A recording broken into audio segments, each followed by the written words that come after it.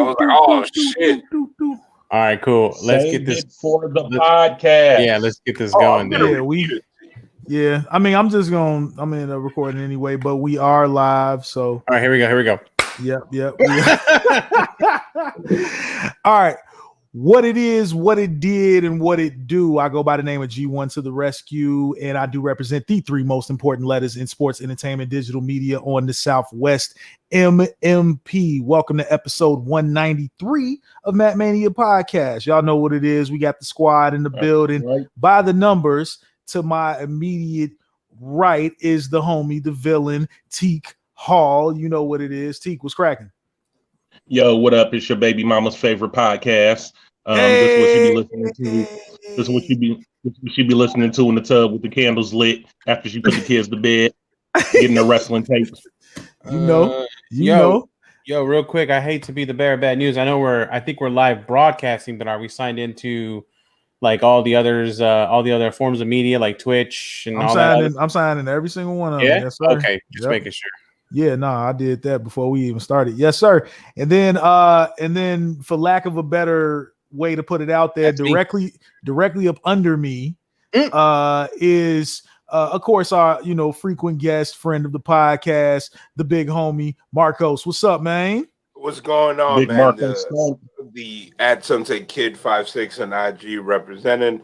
Yes, over here, just glad to be a part of being the fill-in Hispanic, aka the Hispanic Lion, according to G1 earlier. The Hispanic Lion. I like that though.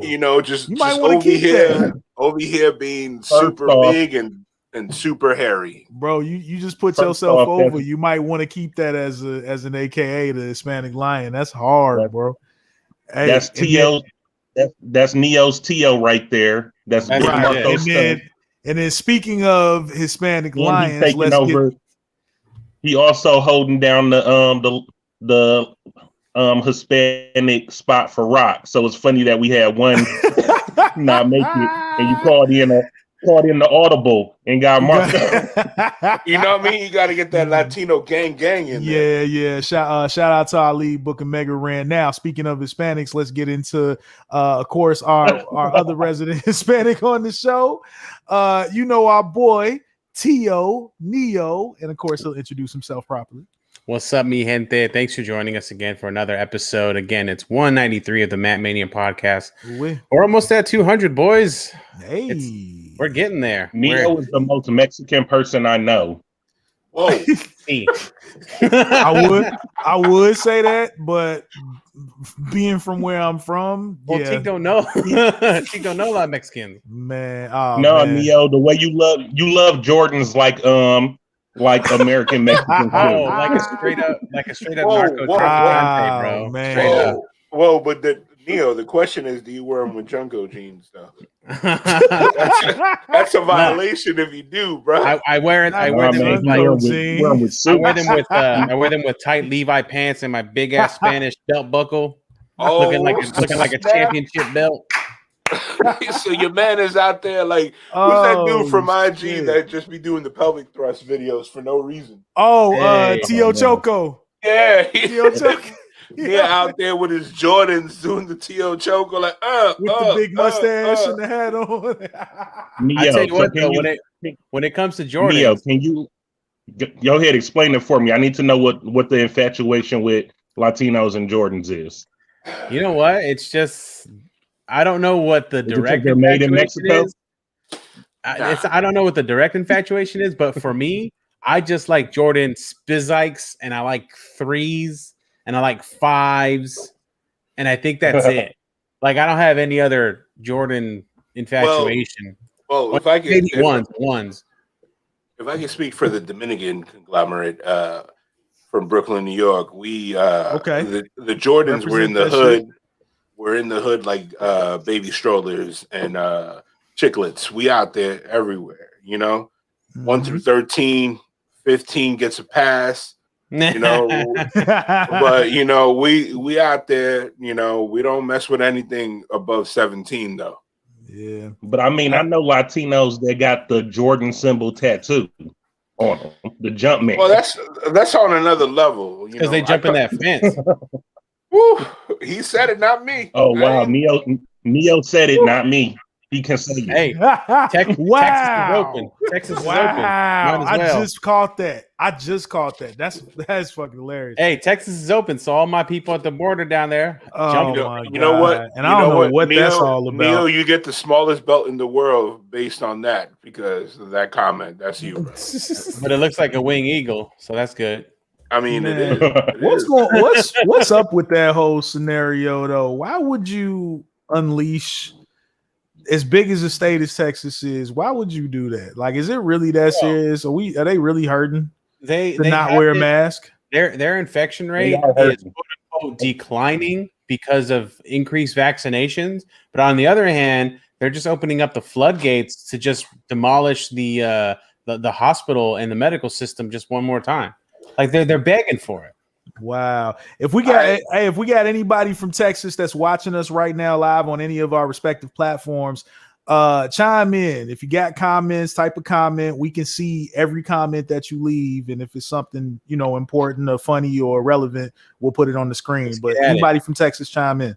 You know what? I'm not from Texas, but honestly, I feel like it's a political move.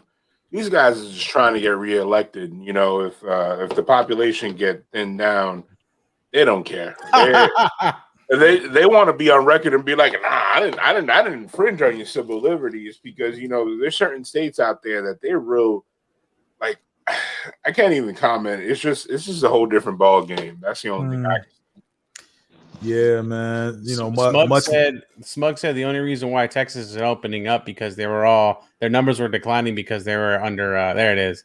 They were stuck in their homes because of that winter storm. Oh yeah, man. I don't know, man. I don't know.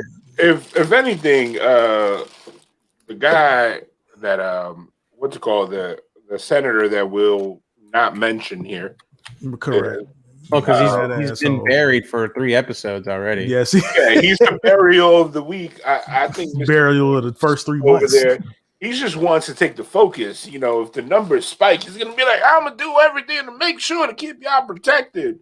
Like you gotta create a situation to become the hero. Believe him at that point. Right, there's no protection in any of that shit. That you just completely just shit the on villain teak is right, but it's 2021, man, and I feel like everything is happening. People out here operating like they have CGI and reset buttons. The world, and it's just wild, man. Everybody think they John Wick, man. I'm looking. I don't even care what's going on right now, man. I'm looking 4 years ahead. I'm looking forward to the next election. Let's go, Dwayne Johnson, The Rock. Dwayne Johnson. Hey, if he really talking about running for president, hey, I don't know, but if he does, I don't think he is. But I just like honestly, I am looking forward. Just the thought of it.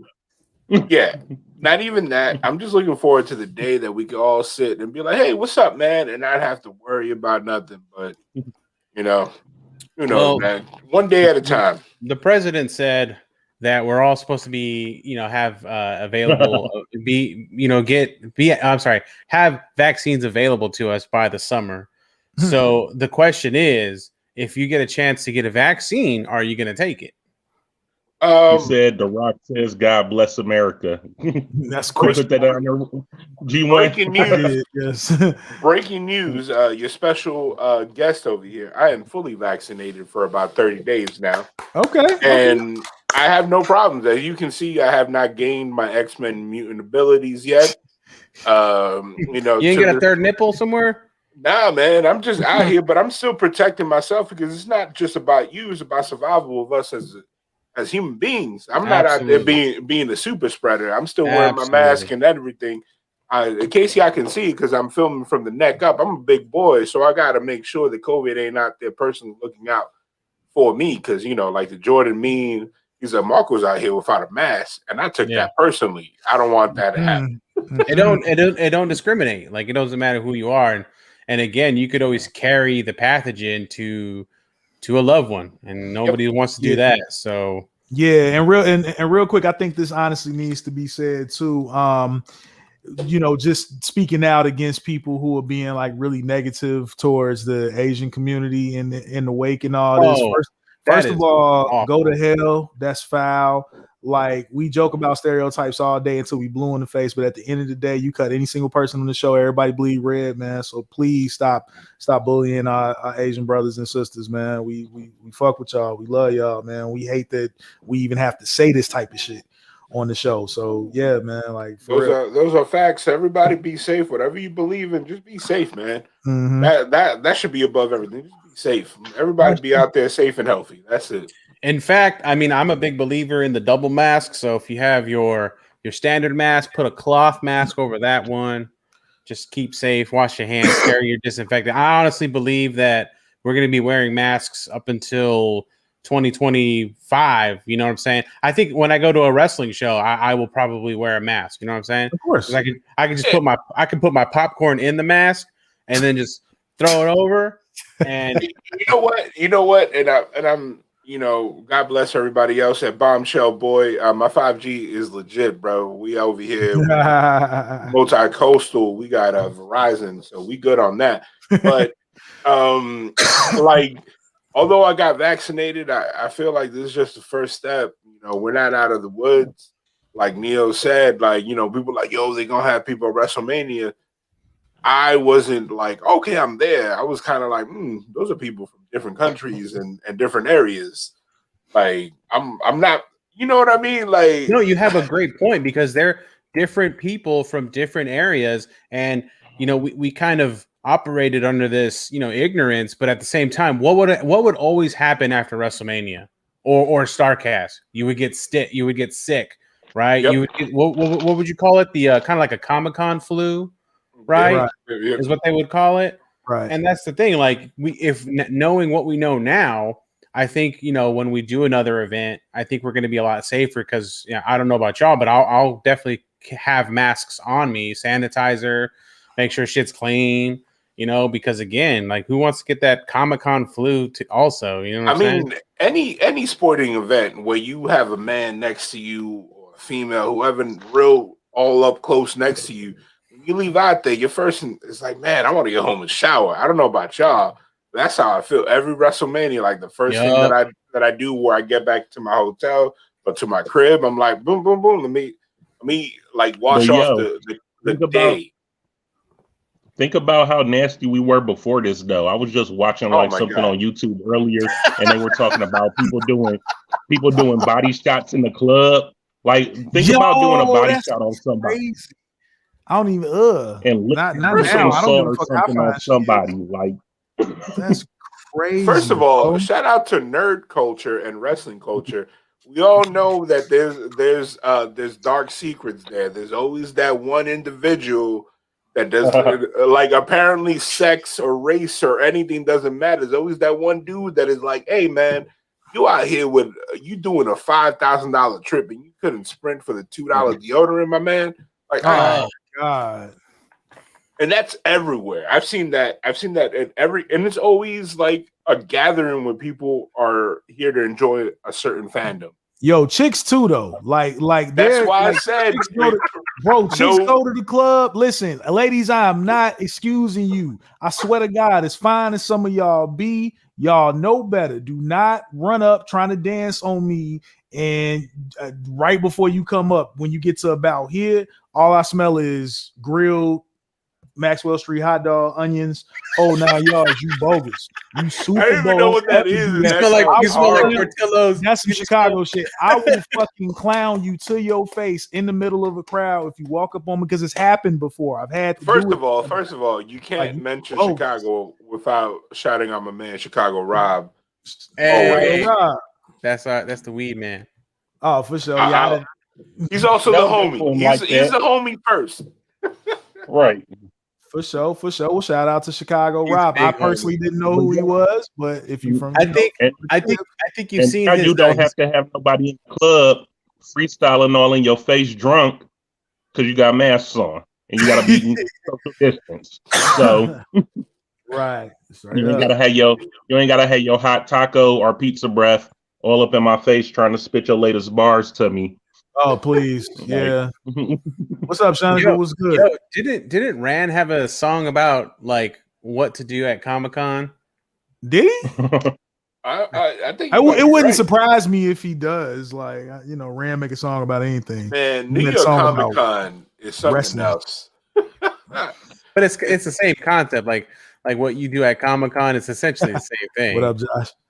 It's like always tight spaces with no ventilation is always a bad idea. Oh, especially if you got gassy ass, musty ass motherfuckers. Like, it's not cool. All right, y'all. Before we go any further, let's go ahead and get into one of our favorite segments on the show. Y'all know what time it is. It's the put over.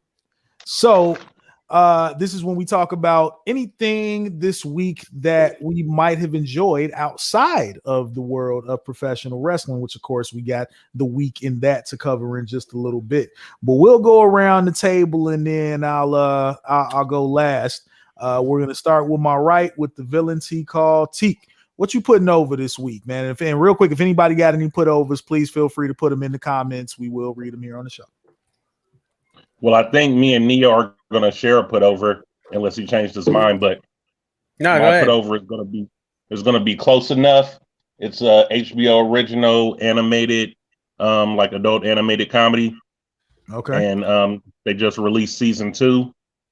I'm 3 episodes in. How far are you, Neo?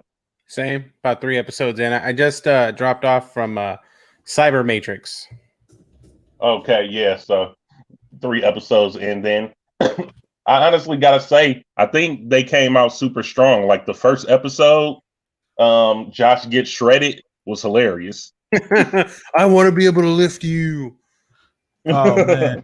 So tell me about Close Enough. I haven't heard of that one yet. New animated sitcom. You know I'm all for it. What's up? Again, it's season 2. It's made by the creator of a regular show, JG. Oh shit! Okay, so it's like that same animation style, and a lot of the jokes, because it's on HBO, a little bit more edgier. They curse. It's a lot more raunchy, but it's still funny. Oh man, I'm ready for that. I'm gonna have to check that out. So HBO, it's about parents and their child who are roommates with some of their friends, and just hijinks that come along with like parenthood and like middle age and stuff. They live in LA and they can't afford somewhere to live, so they have to room up with their roommates who are divorced. Right. Wow. And they're raising this kid in LA. And again, they take like these and same thing like regular and hijinks ensue. Yeah, they take like a super basic concept and then they just blow it up to like 11 is what it is. Teak, I had a random thought just now. I'm like, if you and me had ever actually got an apartment together, you know what our crew would be called at that point? The divorced roommates. Y'all get shirts. Divorced roommates crew. We could think of a better crew name than that, man. It's Rescue Villain Enterprises all day, but no, it was the funny portion of that. But Close Enough, HBO Max, y'all know, subscribe. Shout out to the Max. We be over there. We be Divorcees International or something. We got to be something smoother there. INC. It's just the simplicity of the divorced roommates. It sounds like a Seth Rogen film just waiting to happen. You might have already thought about it already. Who knows, right? But shout out to Seth Rogen, who actually just launched his or is about to launch his weed brand, Houseplant, by the way. And speaking of which, let's get into Marcos. Marcos, what is your put over this week, sir? My put over this week is going to be Conflicted, the 2021 classic that was straight out of the 90s, 2000 by Griselda. The whole team over there giving us a banger, straight to video that might have been released in certain theaters. It's one of those movies, man. We were talking off air that it's like it has all the parts that's needed for it to be a hip hop / the movie from the mid 90s, 2000s. Like, you got somebody come out of jail, got the drug game, like a paid in full type. Yeah, it's like a paid in full, but it's not. it's like it's a better version of the state property movies. I think the acting is a little bit better. They got some people that are acting. Like honestly, I felt like I almost wanted to be part of the Buffalo scene. Hard body soundtrack, of course. You know, Griselda never slouches when it comes to that hard hitting hip hop. You know, friend of the podcast, West Side Gun, him and his team doing big things. Go check it out. Conflicted. Absolutely, man. Shout out to the homie. Did you get to watch up until did you get to see Michael Rappaport pop his head in or anything like that? Oh my God. Like, yo, I swear to God, first of all, Michael Rappaport is a national treasure. And I feel like somebody hit him up and was like, hey man, you got some time to do this scene? And he looked at the script and that's all he did. And then it was kind of like he was just being Michael Rappaport.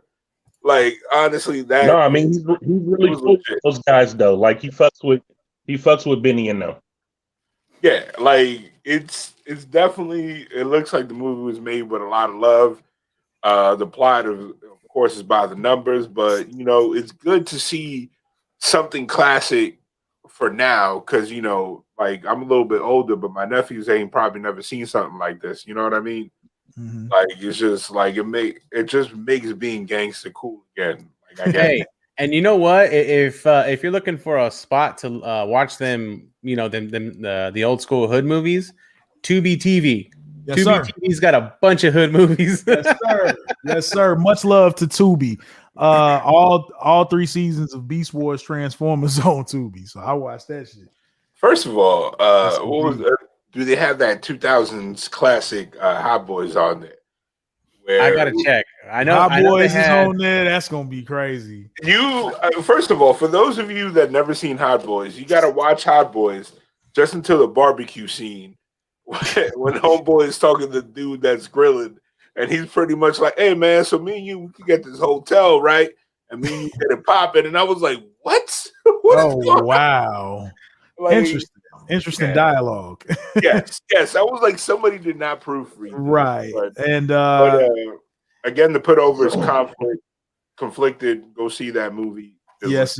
Yes, indeed. Much love, Marcos. Now, and Neo and Teak, y'all really shared your putovers. Neo, you didn't have an individual one?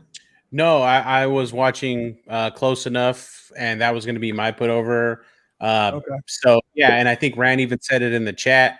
He was looking for some pretty easy stuff to digest, and that's definitely a very quick digestible show to watch.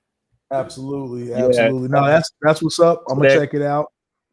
To add on to just something about Close Enough, the episodes are you get 2 episodes a show, so each episode is 2 15-minute episodes.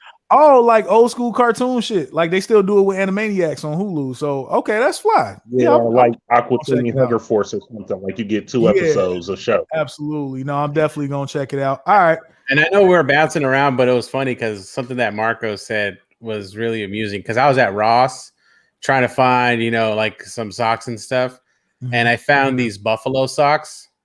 They were Stan socks, and they had the Buffalo Bills on them. And I looked at them for a little bit, but then I said, I don't really watch sports ball, bro. You gotta grab them now, yo.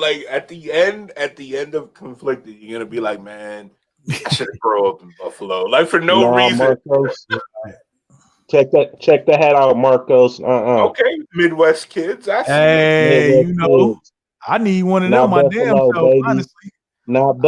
Not Buffalo, bro. I need one of them. I got you. Wherever you got that from, I need one, bro.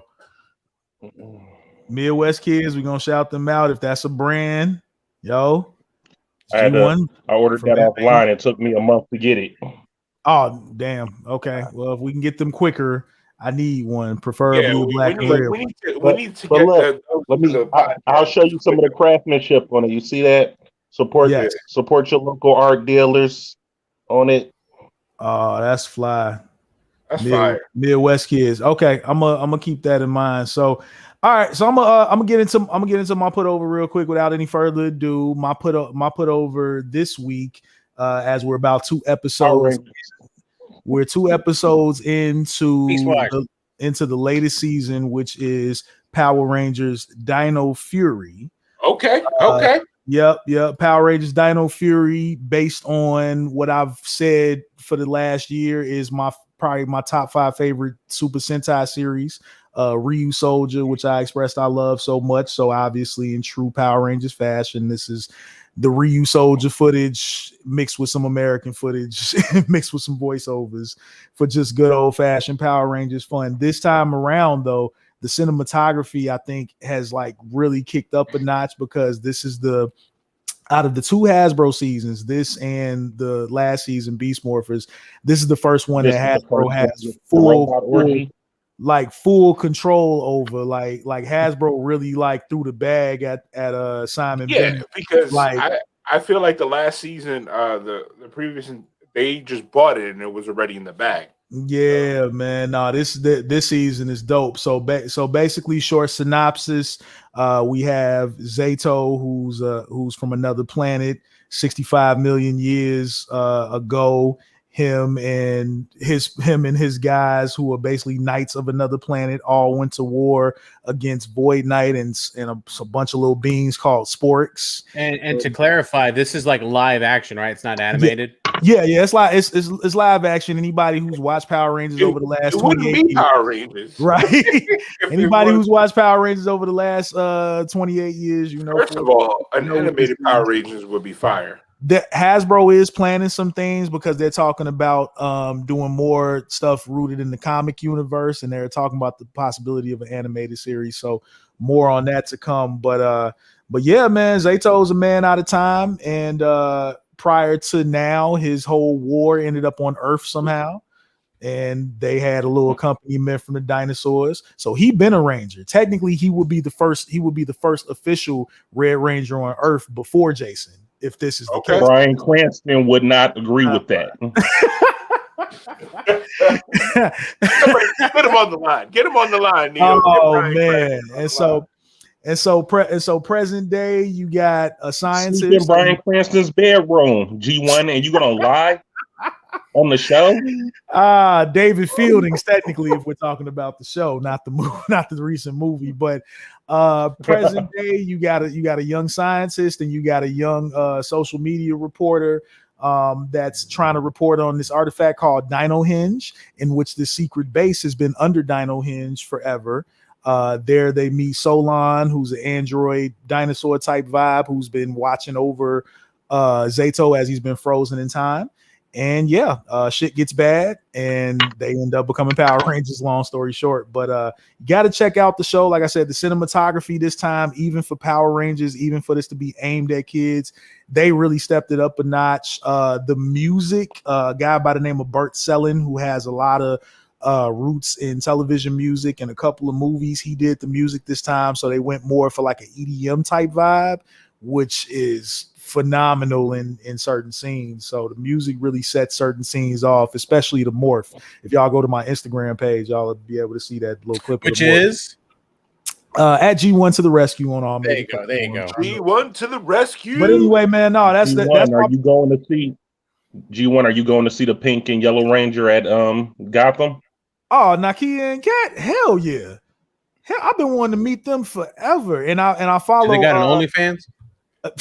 They don't have an OnlyFans, but they do like us. They be twerking with the Power Ranger helmet on. No, like us, they do have like a little podcast that they do, and a Patreon and a YouTube blog that they call Power Rangers Playback, to where they sit porno time.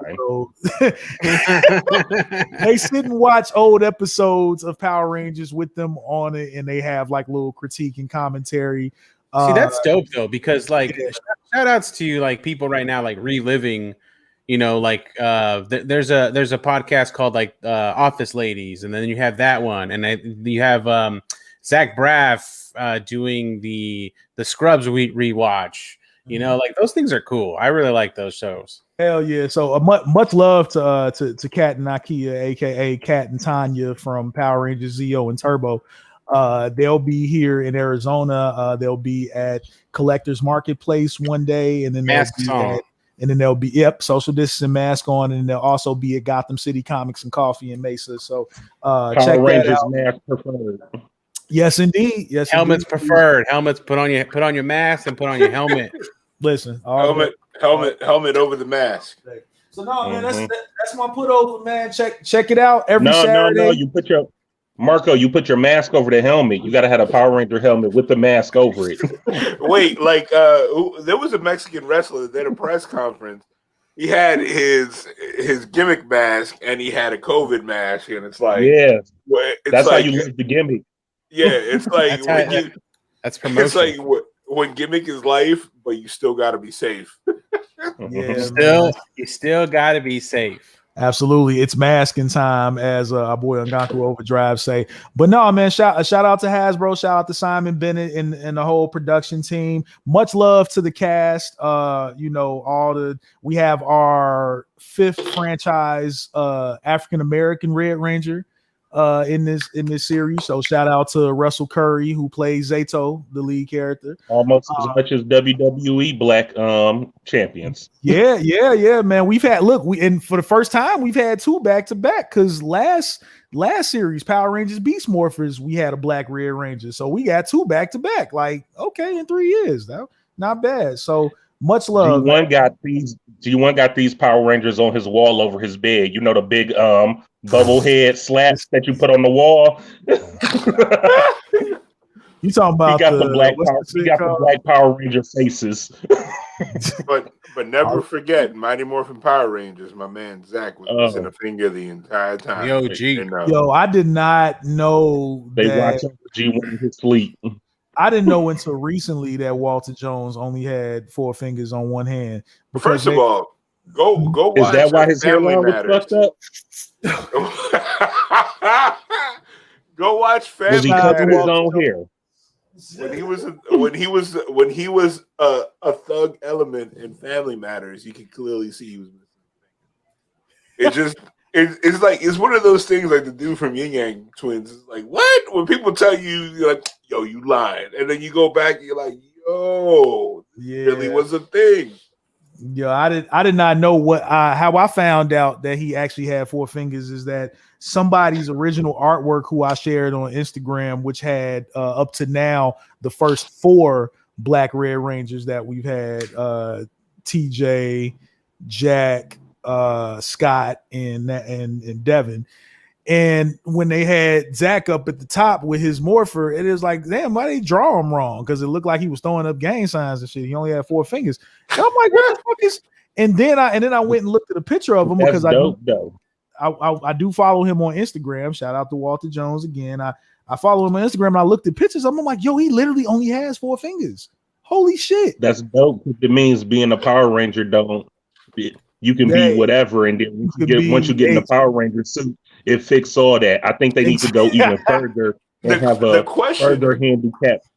further handicapped person, like somebody that's in a wheelchair or that's missing like a leg, and then when they become a Power Ranger, they still they get their leg back, you know? like some Avatar shit when a dude was in a wheelchair and then he could walk when he became Avatar. Like, oh wow! Oh, you know what? Does anybody remember Mantis from back in the day? It was a black superhero, and the guy was in a wheelchair. And when he put on his suit, he could actually walk, jump, had super strength and shit. So I mean, it's that's. Let me ask you this: what's on everybody's mind? Did he do the hip hop kata after Zach developed it? The hip hop keto. Yeah. Were you practicing representative of it? I not that personally, because I was more of a Tommy fan back then. So I was really like trying to do the real shit. Like Tommy is Jason Frank, who plays Tommy. He's a over 40-year martial art veteran. So it's like I was really trying to see what was cracking. I heard he was a dick at conventions. Well, somebody tried to kill him out here. So first of all, Neo, get out of my head. Second of all, there's so many stories. So many stories. Well, you know what? I respect the man to be the first dude from that whole Power Ranger era where they were looking at him like he had 7 eyes. He was out there doing the Comic-Con circuit before anybody even was doing it. That's true, though. That's true. He was getting his bag early while still appearing on shows. Yeah, he definitely led the charge in that for sure. And then other actors followed suit, and everybody started to kind of get it in, man. So yeah, he definitely, and then he's in part of all type of like fan shit and whatnot. I'm gonna tell you right now that some of the stuff, like, people be on YouTube and shit really making like dope Power Rangers like fan fiction movies and little TV shows and all type of shit. There's some shit right now out. Bloodline is a whole different bag. Watch episode 1 of they got shit out here. Go ahead. I was gonna say, watch episode 1 of a new fan series called Bloodline of the Grid that actually stars an ex-Power Ranger, Christopher Kyman Lee, who played Andros in Power Rangers in Space. He's in this because it kind of builds around a couple of different seasons. So it's cool, man. I watched that. I watched Power Rangers Unworthy, which our boy Mark Cooper did some music for. So yeah, man, it's a vibe. It's a super vibe, man. So shout out to them. Shout out to Dino Fury. Yeah, but you spoke about a lot of Power Rangers, but your main put over was say again. Yeah, Power Rangers, Dino Fury, Nickelodeon. Check your local listings. All right. Before we move on, my real quick second put over is Resident Alien. That show is funny as hell. Go watch it. Second put over. This ain't fucking Lord of the Rings. You don't get second dinner. I said it. Resident Alien. Go watch it. That's it. That's all I'm gonna say. What is it on? Real quick. It's on FX. Resident Alien is I want to say, it's one of the funniest shows I've seen in a while. The scenes with the main character and the little boy. That's all I'm gonna say. Just look out for it. It's on episode 6. If it's on FX, maybe it's on Hulu. Yeah, it's on. Maybe. You can find it. It's one of the funniest shows that, like, legit, like, the concept is out there, but like just the right. We're gonna edit this segment out of the show.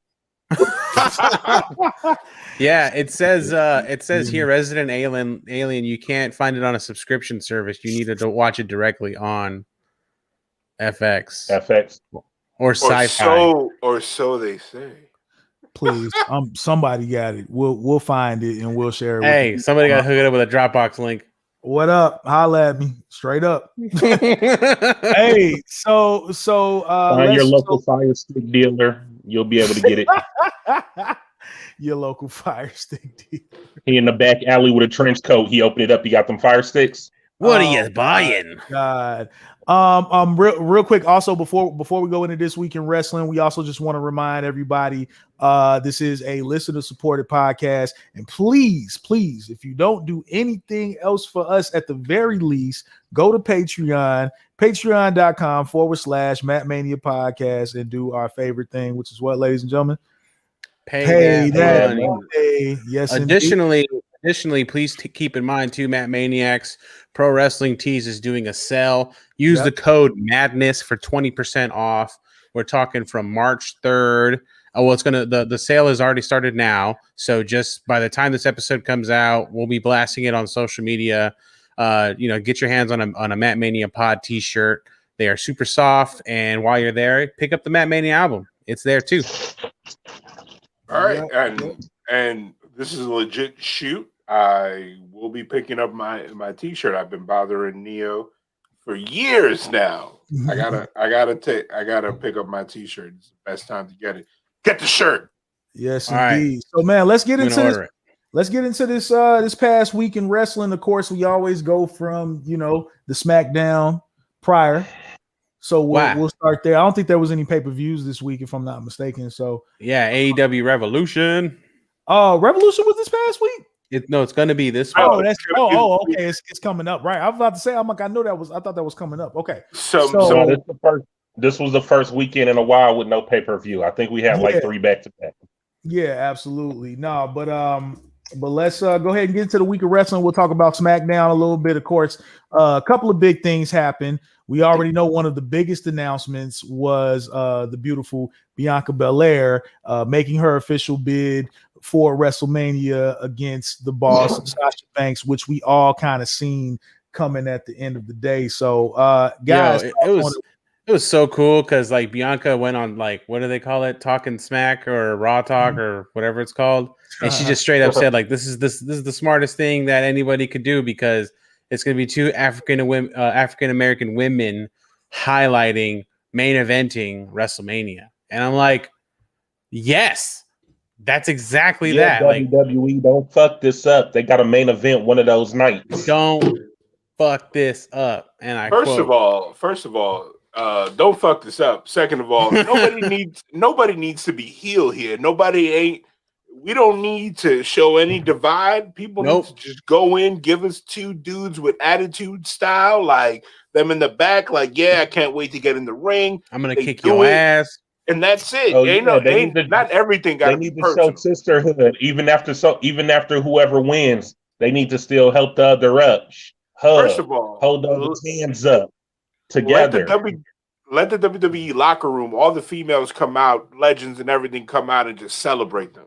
Yeah, which I think was lacking when they did the main event 2 years ago. Absolutely, like they should have emptied out the locker room and just be like, "Yo, this is sisterhood." But missed opportunity. It was cool because you kind of got a semblance of that in Kofi Mania, right? Because at Kofi Mania they had everybody watching TVs in the back, right? That's kind of like okay, that's kind of like half effort. But I could appreciate where you're coming from, especially if there's not going to be lots of people in the crowd. Like, why not have big pomp and circumstance on this match? Like all the pyro. I heard that's why they did the lumberjack match for Bobby Lashley is because they wanted people out there to celebrate when he won the championship.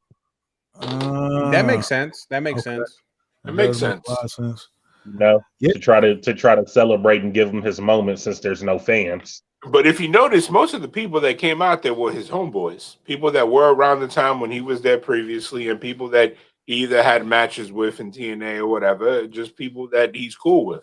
Right, and we'll jump a little bit further in the Raw in a sec, but just to keep it at SmackDown, we were just piggybacking off of them saying that they need to bring people out for their championship when they win.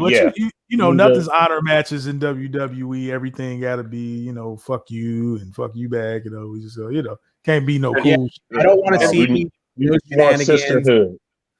Yeah, I don't want to see like a surprise finish. I don't want to see somebody coming out here and trying to distract the ref. I want to see straight up surprise attacks afterwards. We don't need like Sasha putting Belair in the bank statement after the match is over, right. and if it goes the other way, which I hope, we don't need like Bianca giving Sasha the KOD for the second time. It's okay. Like all jokes aside, like we just need a straight match. Who do you see coming out with that? Man, it's Bianca's time, bro. I think so. Yes. Okay. I think she should have been won that title. A title. Not to sound like that guy. If they don't give her the title, it's gonna be like, again, I apologize. It's gonna be such a AEW where they build somebody, and then they just pull the sails out from under him. Oh man! Like they did that to Christian Cage. They did that to God Rest His Soul. They did that to my man Brody. That's not an AEW thing. WWE started that. Look what they did with Braun Strowman. They do that shit. That guy's nothing right now, and he was a monster. But Braun Strowman was like a product of they didn't know what to do. They did it with Bray Wyatt too. But this was it with every Bray Wyatt has. They haven't done it with since Nakamura to a Royal Rumble winner. Like this is not needed at all. Like she has to be the clear winner, and we don't need shenanigans. We don't need anything because honestly, let's just let the match rock. Like this is the one time that you have everything you need there. You don't need any other ingredients. They need to just go out, let them get out there. And number one, I'm not interested in seeing Sasha turn heel again. Again, it's like, yo, she's like the Big Show right now. Yeah, she's like no more BS. She's Paul White levels. Right, no more BS. Like, not a bad shirt though, but we'll talk about that later. But for WWE, I would be surprised if they don't try to stretch the feud out.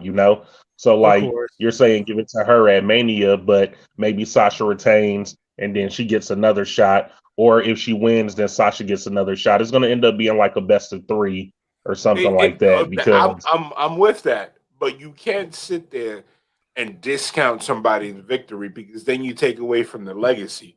Let's say, for example, Kofi would have lost, but then got in a rematch on SmackDown and then won. People would be like, "What the hell?" Even if it was the Mania SmackDown, like, yo, you can't tell me that I'm not gonna headline the Garden and then you're gonna be like, yo, you headline in the theater tomorrow night with half the crowd. It's like I'm gonna be like, what? Kofi Mania in full force. So tell me what's worse, Marco, for him to in this scenario. I just want to ask this question. So for him to lose at the pay-per-view and win the night after, or for him to win at the pay-per-view and then get rolled up the night after? So you only got the title one day. I think winning the title is the better move. You can ask the Miz, because at the end of the day, wrestling wins and losses don't mean anything. It's about the moments in WWE. Like, I mean, well, in wrestling altogether, like wins and losses don't really. Over there laughing when I asked that question. Can you see that? Bianca winning that Mania and then Sasha bank statementing her the next night. I can see that happening, but you know what? At the end of the day, Sasha will have something that CM Punk never had, a WrestleMania moment. Well, and let's talk about that too. Like, Sasha's had WrestleMania moments, correct? Yeah, she doesn't need them. Right. So therefore it could make, like, you know, smarky fedoras all around, boys. Like, it would make sense that the EST does, you know, WrestleMania the right way. And it's her time. Yeah, it's definitely her time. Like, I feel like, you know, Sasha Banks, with, you know, not discrediting her name at all, she's a great champion. I think she's been the best thing to watch in women's wrestling on WWE. But you know, I think it's going to be time, but in what better time than WrestleMania? Like, fuck Fastlane. Like, we could just Fastlane right through Fastlane. Like, I'd rather just. I mean, let's not fumble the ball. Don't do a Rhea Ripley, you know, where you gotta fucking send them back to NXT and bring them up again and rebrand and all this other stuff. Mm-hmm. Like, you know, got the opportunity right now. Don't mess it up. Here's the thing, T. Going back to what your question was, think about all the moments burned in the WWE in your mind or WWF where you think about it and you're like, when do the moments that stay with you happen? Like legitimately, like, does every fan remember that Ric Flair was a champion by winning Royal Rumble? No. Do people remember when Shawn won at WrestleMania? Yeah. Do they remember when Sid Vicious won at Survivor Series? Not really. But, like, you know, they remember the big moments. It's like, it is what it is. History dictates that us as fans, we have selective memory. Like, there was times when The Undertaker has been like 0-6 in pay-per-views all through the year when he was a full-timer, but then he gets that Mania win, and you're like, all right, he's still undefeated. But, like, yo, he just jobbed 4 pay-per-views in a row. Like where you get the stamina from? I mean, that's definitely Smarky Fedora booking. Like, if you really peel back the onions of wrestling, you definitely got some sense, though, for sure. For sure. Man, I would hate to smell that sin if you got to peel back the onions of wrestling. Now, another thing on SmackDown that was pretty tight. Of course, we've seen Daniel Bryan and Jey Uso do their thing and go at it. Yes, definitely a fire match. Of course, it ended in a double count out. Still was a fire match. Oh, another schmaz, eh? Yeah, but, you know, hey. Can I put the question out there? Sure. Go ahead. Do you think at this point, if Jey Uso, once his brother is fully healed, and I feel like he already is, but once they fully heal and he debuts again on TV, will you be doing Jey Uso a disservice to put him back in that tag team? Well, I honestly want that table. I want Roman's table to just expand. You know, I mean, I think T talked about it last episode. Samoan Dynasty, like, let's get it, like, let's get that going. But let's see how that. Think that would start off top, or do you think that they would first build it off of his brother trying to pull him away from Roman? because he know that he has mind control over him right now. So it's like, because he had to break Jimmy essentially to get him over, right? And then I think the last match they had, Jay had to come and throw in the towel, right? And kind of fall in line, right? You got to get down. You're gonna get down and lay down. Essentially, what happened. I think we're past the mind control at this point. I think everybody's bought in on his family side, at least. Whoa! I fell. Shit. Whoa! I didn't fall. My camera. Man. You good? I'm good. My camera fell. I think aren't we past the point where we gotta do the convincing? Don't you think they bought in already? Like, I feel like with the fact that all the older Samoans have come through and they've given their blessing, I think this is just how the family moves at this point. At least that's how I would put it. Well, I want Tamina in there. Like, put Tamina in there. Put Jimmy in there. Yeah, I mean, you can even have a heater in Nia Jax. Why not? Hell yeah. Right? Like, why not? Like, really take the ball and run with it. The Cinderella heater, in my opinion, will be Jacob Fatu, but I don't see that. Ooh, the Samoan werewolf. Like, he could be the guy, the freshest Air Force Ones in independent wrestling. Man, like that could be the dude. That could be the dude where like on some shit. Like, Roman don't even got to get up. Roman just got to look at him, and he just got to be like, say no more. And that's the dude that you send it's a rat. Like, you know what I mean? You ain't even gotta. He wouldn't even. He's a hitman. And this sucks because I know they will put him in the NXT ecosystem first, but Jacob is one of those people where I just think he could just go straight into the main event. Like, you know what reminds me? It reminds me when AEW pulled Jeff Cobb in for one night because he was so fire, dude. Because he was a heater, right? He was just a hitman for hire. Mm-hmm. Like, why not just bring in the family, right? And bring in Jacob for certain things. Mm-hmm. That would be fire. Mm-hmm. And then give him one fire ass pay-per-view match, then send him on his way. Just to see. Or if you like him, give him a contract if he really up for it, keep him around. I say fuck it. Bring Sefa, team him with the Usos that's not been back, and give him and Jacob just their solo runs. Oh, hey, that's whack. I didn't even know that. Apparently, Jacob Fatu has a criminal record that WWE doesn't want to have anything to do with. How many times did Jay get pulled over? Come on. Yeah, I mean, come on. Y'all keep taking Jeff back, and clearly Jeff has a problem with substances. And I don't know.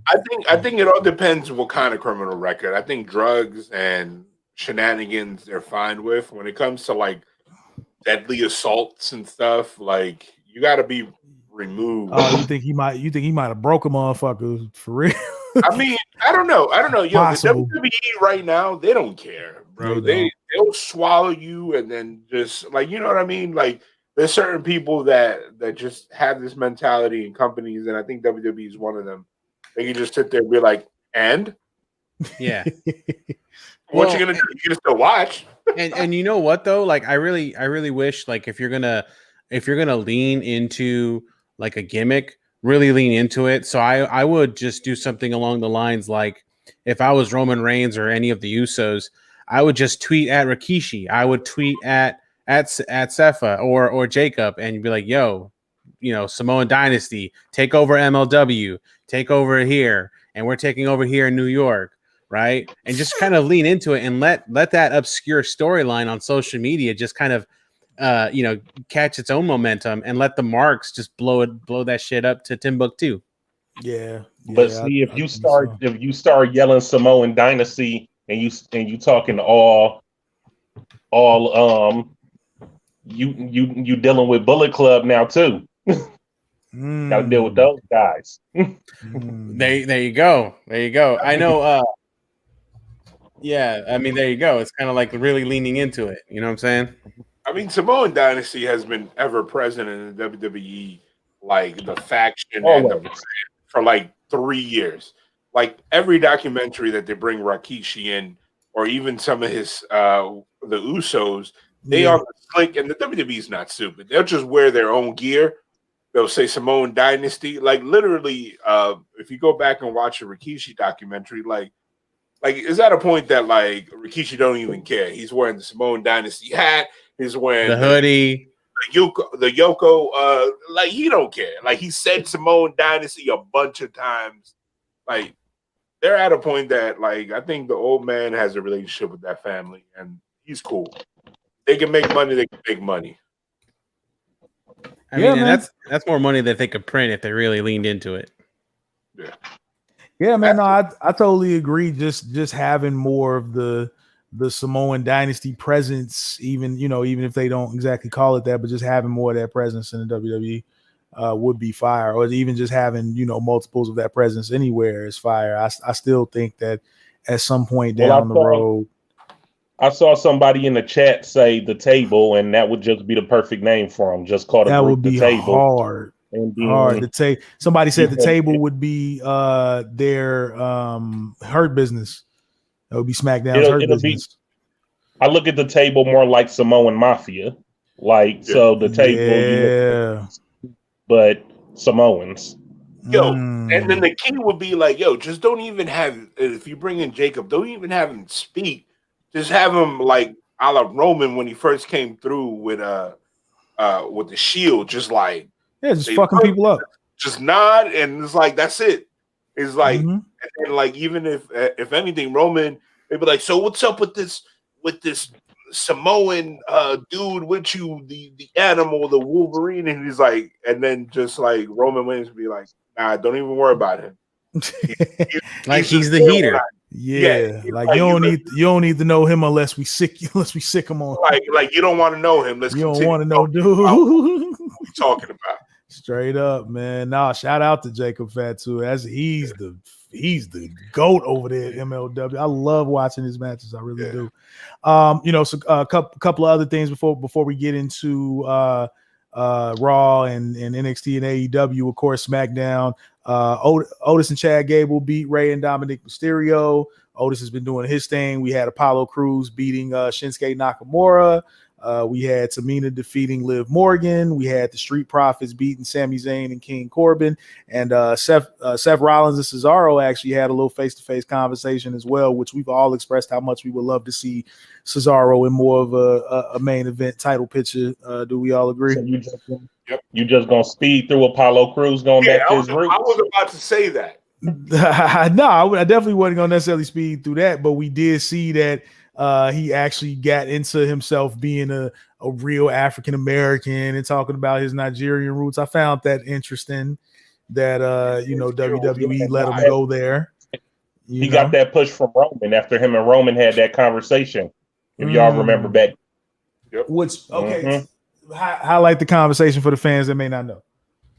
Oh, it ain't about what the conversation was about. I'm saying you saw Apollo Crews and Roman Reigns' dressing room or his office talking with him, and then now Apollo Crews has went more vicious and going back to his roots. You obviously see that's him taking note from Roman Reigns to about stuff and saying, okay, well, I need to do the same thing. New finisher too. Kind of an Olympic slam type thing. He ended him off. He ain't smiling as much either. Yeah, he sure ain't, and I like him better that way. That's actually cool. Yeah, I always said that he smiled too much. Yeah, we already got Big E for that. He already said he wouldn't stop smiling. So we got enough. We got enough black dudes smiling. I think we need to have some bruises. But last week we need one more. Big E needs to be protected at all costs. He's like at all costs. Yeah, Big E's the man. He's amazing. No matter what, if they're like, hey man, we're gonna put you in a segment where you're selling t-shirts, he'll make that the best segment. He'll make the best out of it. Some people just happy to have a job, man, and they go to work, and no matter what situation they're put in, they got a smile on their face, and they do it to death. The whole thing when you give it's like acting. When you give somebody a script, a good actor, you don't expect them to completely do everything according to the script and just be this thing. Hey, we hiring you for a reason, and insert your personality in that shit and really make it your own. So, I think I think things are starting to look up in that realm, and it's been super vibe ever since. It's been wonderful. But yeah, man, we'll get into a little bit of Monday Night Raw. A little bit of Raw. So, man, any initial thoughts before we break down? My initial thoughts. The Miz is the MVP of Raw. Yeah. The Miz, he's like the guy that you're like, all right, this is what you need me to do. I'm going to do it. I agree with you. I'm going to do it with a smile on my face. And I'm going to make it, do my job to make sure that whatever you want me to execute, I do to the best of my ability. He was a fool that entire Raw. It was hilarious. Mm-hmm. Hey, I want to dump on Raw because how are you going to have the count out rule be to the champion's advantage, and then you're going to try to you're going to try to disbar like the rule, right? Because Shane McMahon thinks it's okay to just bend the rules again. I mean, he counted out on purpose to retain his title, sure. Right. Kayfabe. Think of like a rainbow with kayfabe just coming around. Just kayfabe coming out of my palms. That's why. Kayfabe coming out of my palm. The story adjusts to whatever it needs to. Yo, it's like it comes. Why I can't watch wrestling, man. That's what happens when you're the almighty, man. When you Bobby Bashley, rules don't matter. And that's the thing. Like title regardless. And to your point, Teak, I was thinking in the back of my mind, like, you know what they could have done instead of like Shane McMahon saying, "Oh yeah, like I'll talk to Miz, and if he doesn't, do his thing, I'll just take it away from him." Fuck that. You should have had it to where, that is a rule, and we're going to enforce it. And then Lashley should have just bent Shane McMahon's arm until he got what he wanted. Like that's what I would have want to see. I think they're trying to build him as a monster that we don't know is heel or face. Like they tend to like turn the Hurt Business to, it's like, again, kayfabe. Like they're the MacGuffin. They use them to whatever they need them for that week. Like remember when there were the faces against Retribution, and then one week they were beating down the New Day. It's like, remember they did it for a price. They did it for a price. They're like heroes for hire, like Luke Cage and Heroes for Hire. They do what need to be done for the money. Oh yeah, we'll start Retribution. Oh yeah, Miz, you need help with this? We'll do that for this. They do whatever in the benefit of them. And what other way, right? I mean, MVP could have lined Shane McMahon's pockets, even though he's like super rich, make him even double rich, right? Buy his way to bend that rule. Don't let Shane say like, yeah, I'm going to bend this rule because I'm Shane McMahon and I'm cool. Fuck that. Like, you are a part-timer. Why are you throwing your weight around? You know what I'm saying? I just wanted the Hurt Business to kind of have more edge over that narrative than versus depending on. Bobby Lashley looked like he was about to cry when he won that title, though. I mean, I know. Oh, shout out to him, though. Man, I think you know what? I would have shed a tear if I was in his spot, man, for sure. Hey, like, yo, that's a long big time. What is it? 17 years? Yeah. It's crazy. It's crazy if you think about it.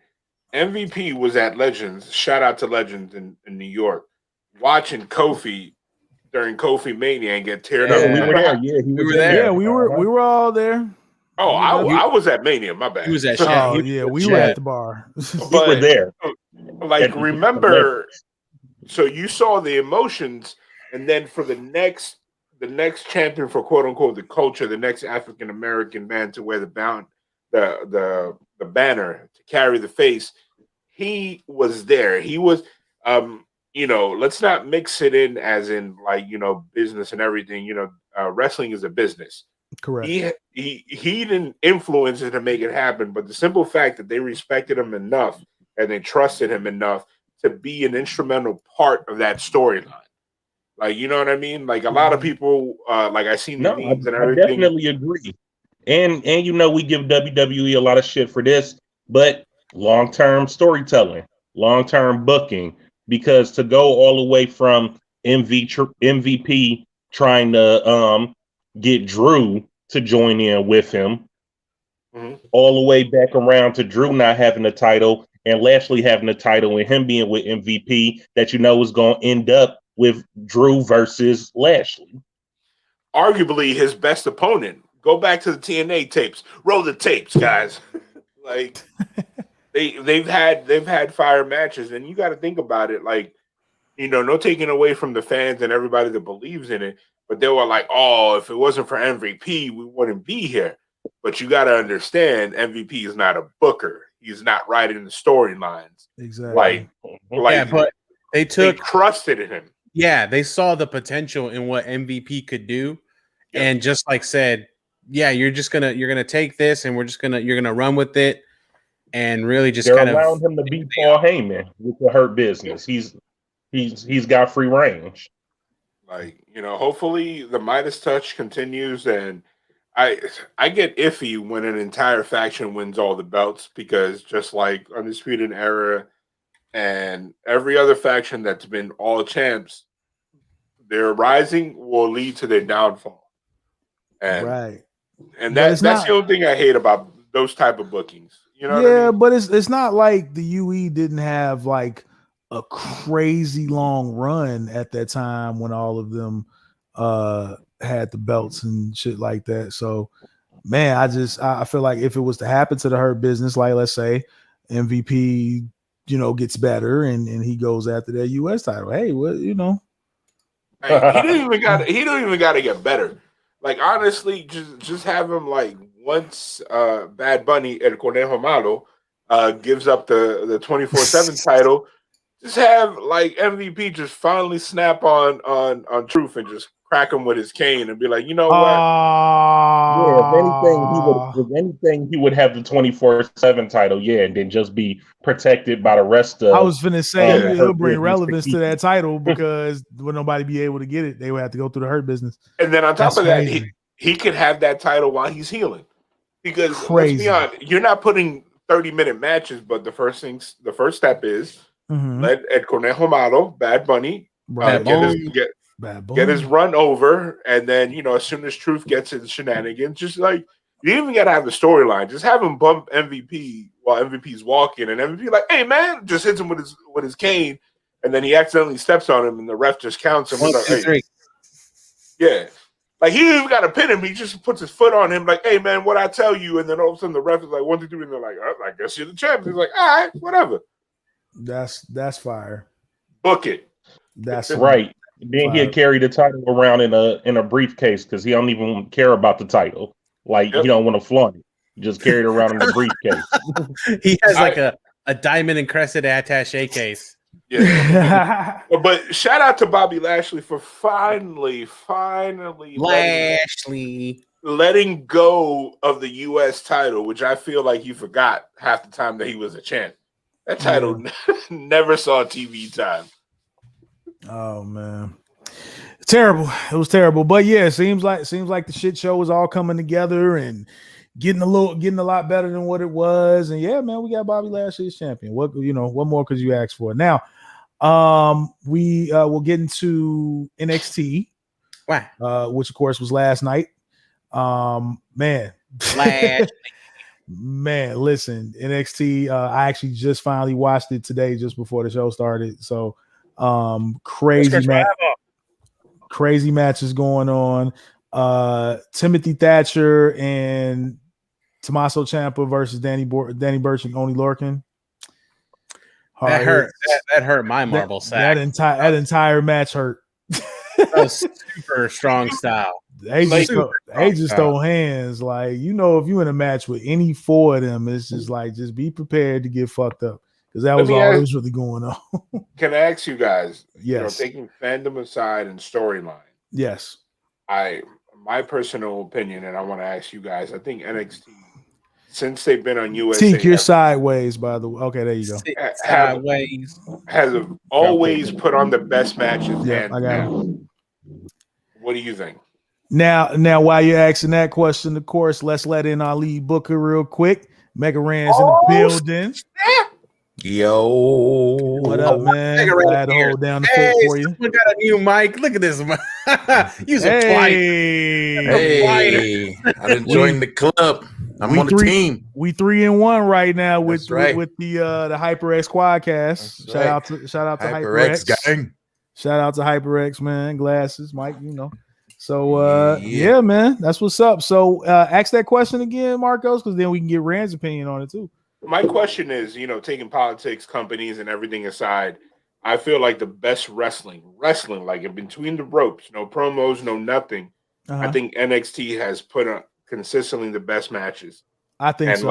And you don't even you just have to know who they kind of are, and you just vibe. Like there was people that text me and was like, "Yo, I saw that match between Karrion Kross and your man, the 205 champ, and they put on a show." And then this week, and Fantasma at the top of the card this week.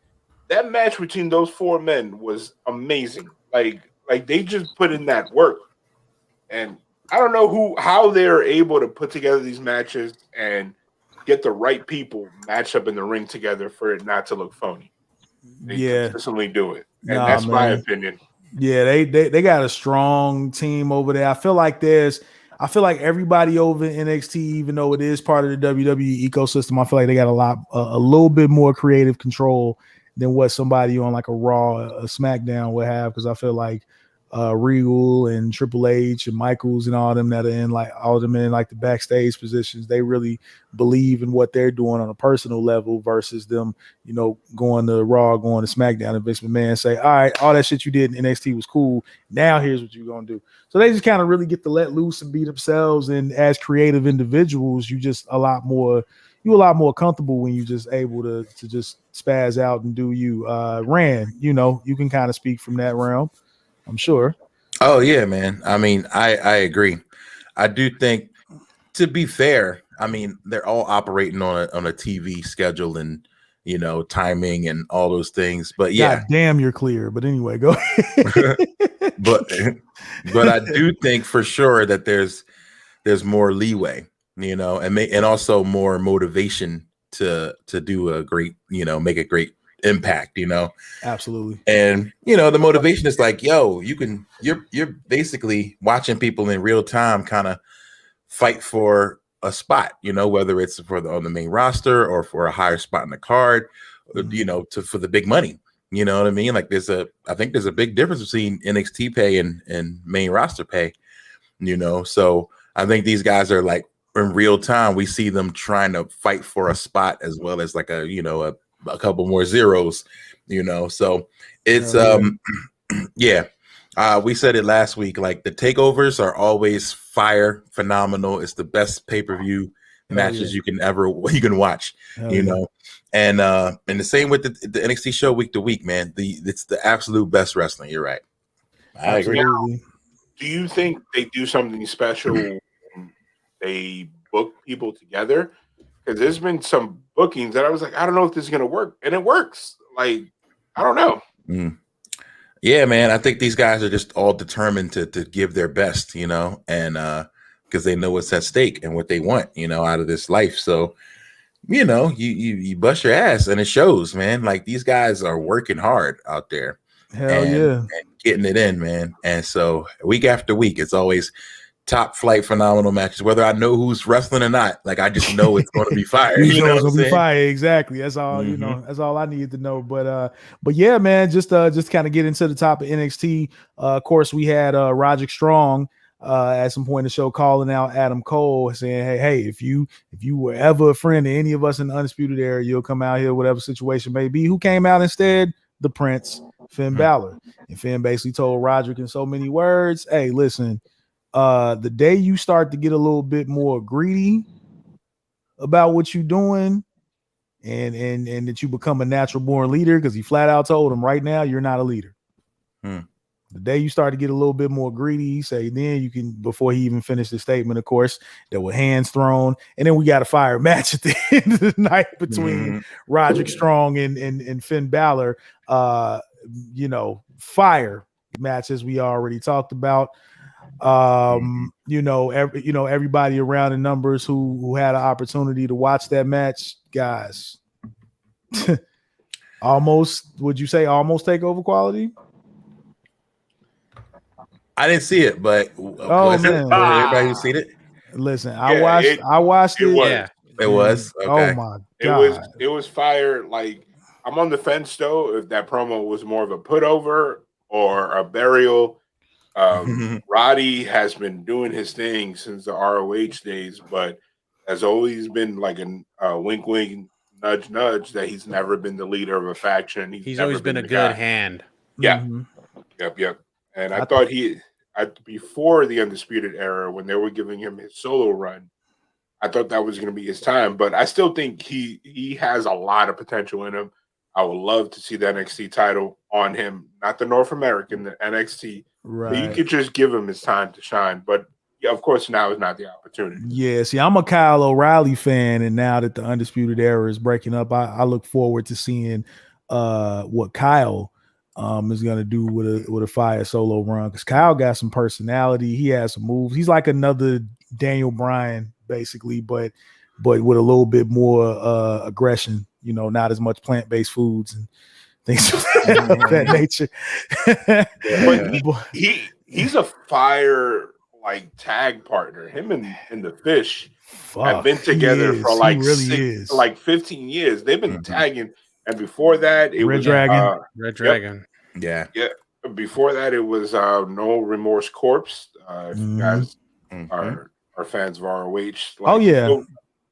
And of course, him and Adam Cole were a tag team. Yes, sir. Of course, you know, one of the things that Finn also said at the top of that promo was, "Hey, he told Strong, hey, I know how to get Adam Cole's attention. If you show up next week, it's me and you for the NXT title, Adam Cole." So, you know, at the end of their match, you know, Cole was there and he kind of looked down. He showed up, so officially signed. For next week, it's going to be Finn Balor versus Adam Cole on NXT TV. I'm geeked because I'm almost certain at this point, Adam Cole, I don't know if they're going to change the theme. Is that going to be on Tuesday? That's going to be on Tuesday. Yeah. So, wait, is it Tuesday or Wednesday? Is it? Hold on.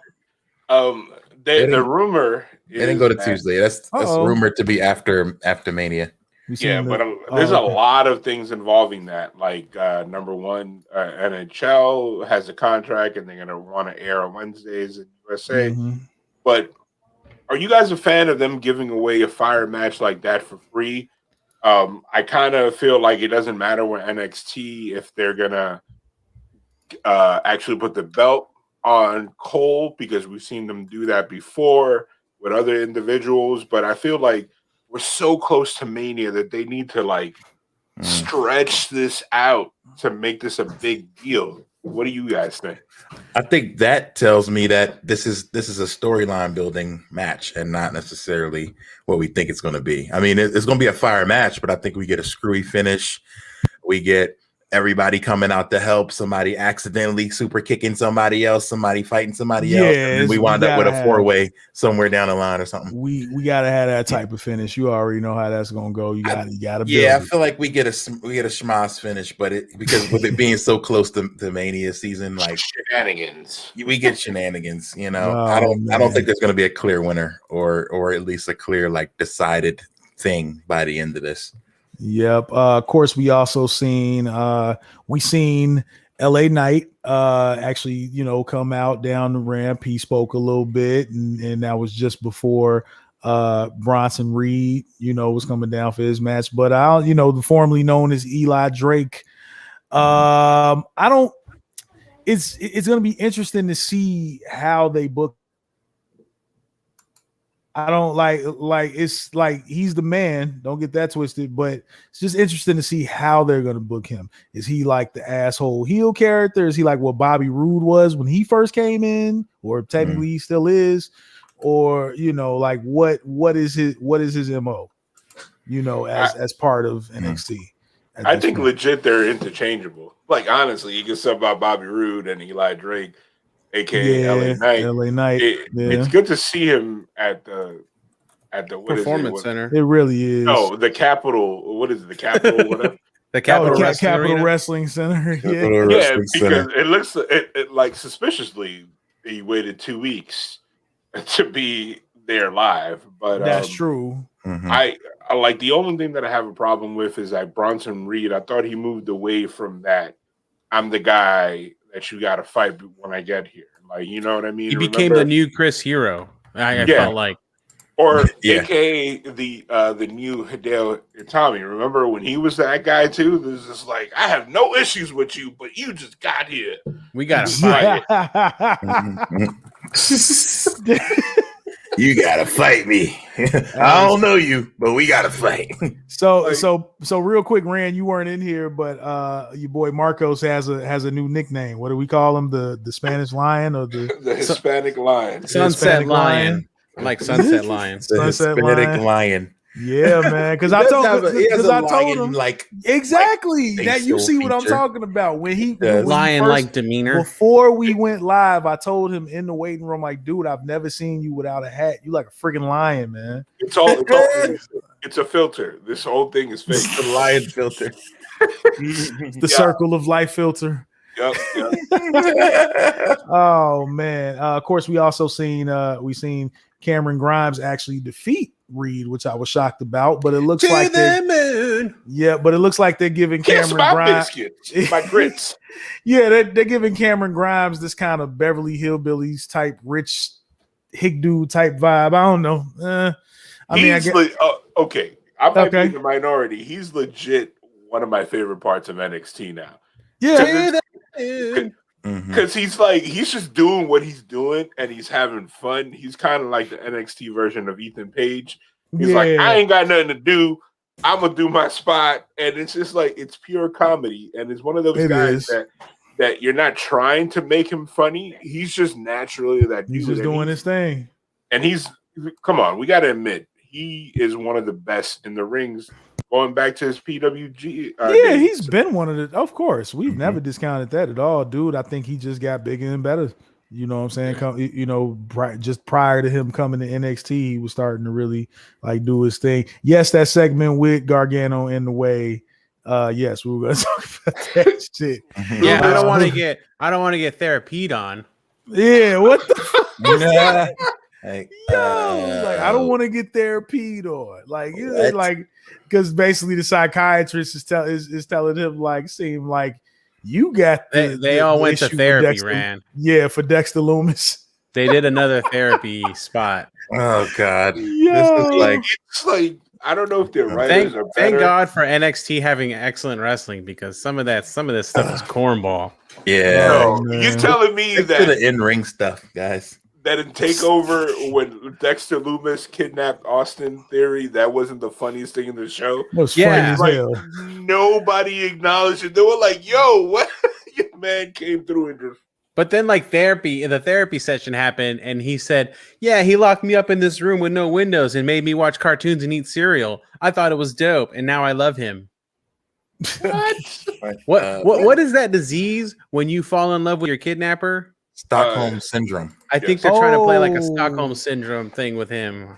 I feel like I think Triple H is punishing him for the accusation. Like he got called up and was hanging out with like Los Ingobernables, the WWE. Then he got called back out, and then what's Theory's angle now in WWE? I would like to know. It's called "I'm happy to have a job." Right. How many people get called back up and then pulled back down and then not mentioned and then brought on to something where he's on TV weekly? Yeah, it's almost like she, kind of like a Chelsea Green vibes right now, where she's getting pulled up and pulled back. Yeah, the stop and start thing. I don't get it. We talked about Chelsea. We love Chelsea, but at the moment, and she read up a contract too, so hopefully good things on the horizon for Chelsea Green. Yeah, let's get back in the ring. But yeah, man. So now we move on to AEW Dynamite. It's part of the Wednesday Night War, and of course we got a lot to talk about on that, man. Yes, Dynamite. But then again, I do that shit before I walked in the room. That's why I wanted to ask, when is NXT moving to Tuesday? Because the Wednesday Night War is over. It's getting there. We have a winner. We have a winner. Do you really think we have a winner? We have a winner. Man, I'm sorry, AEW, regardless of who Marcos they is bring back Marco. who they Yo, like. It's Marcos is just constant. like a more informed Rock knowledge right now. We replaced Rock with another, but at least no. I love AEW, but this Marcos has evidence for his hate. But I'm an NXT guy. It's clear, and we just Marcos literally, as soon as I walked in, was saying that it's the best wrestling is on NXT, and I totally agree. Now, that does not mean that they won the Wednesday Night Wars. It doesn't mean the ratings were better because they weren't. No. I'm okay. I concede they won the ratings war because you can't refute math. So numbers don't lie. They don't, but I think NXT was the expendable show. Like, if USA was like, we're gonna move you to a different night, it's not like WWE's gonna be like, no, because they just got that deal. And I'm just happy that NXT is not moving to Peacock as an exclusive, because then I'll be like, Jesus. I almost thought that for a moment when they said that. I thought it was gonna move, because I actually think the show would benefit from that, like not having to compete with TV stuff. You know what I mean? It's not a bad thing, in my opinion. That would be pretty fire. Play those TV games, like, exactly. We gotta have this advertising the match before it happens and advertise. You know what I mean? Like that. Those TV games are like they kind of take away from the surprise element of surprise of TV shows. So I don't know, but I think we have a clear winner, and you're right. You're also right that it was the expendable show. They weren't going to put SmackDown up against it. That wasn't going to happen.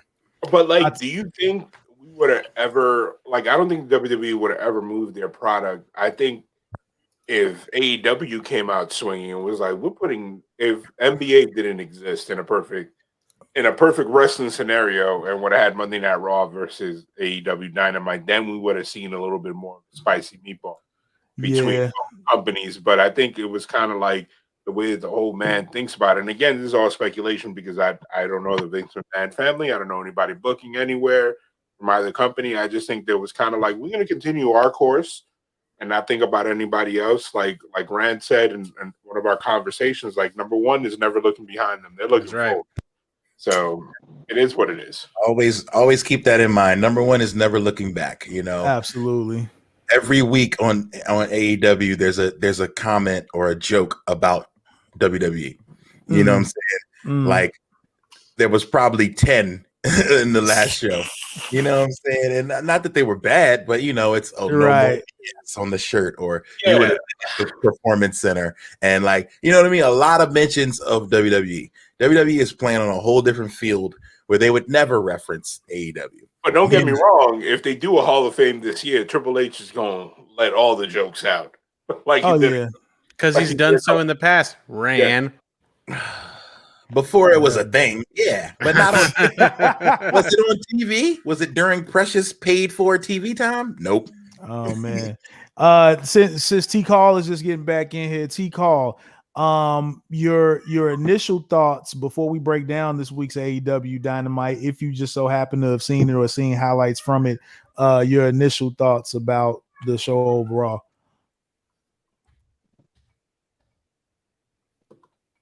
I could hardly hear anything you said. You said my initial thoughts on AEW? Yes, from this week. Cody and Shaq going through the table was dope.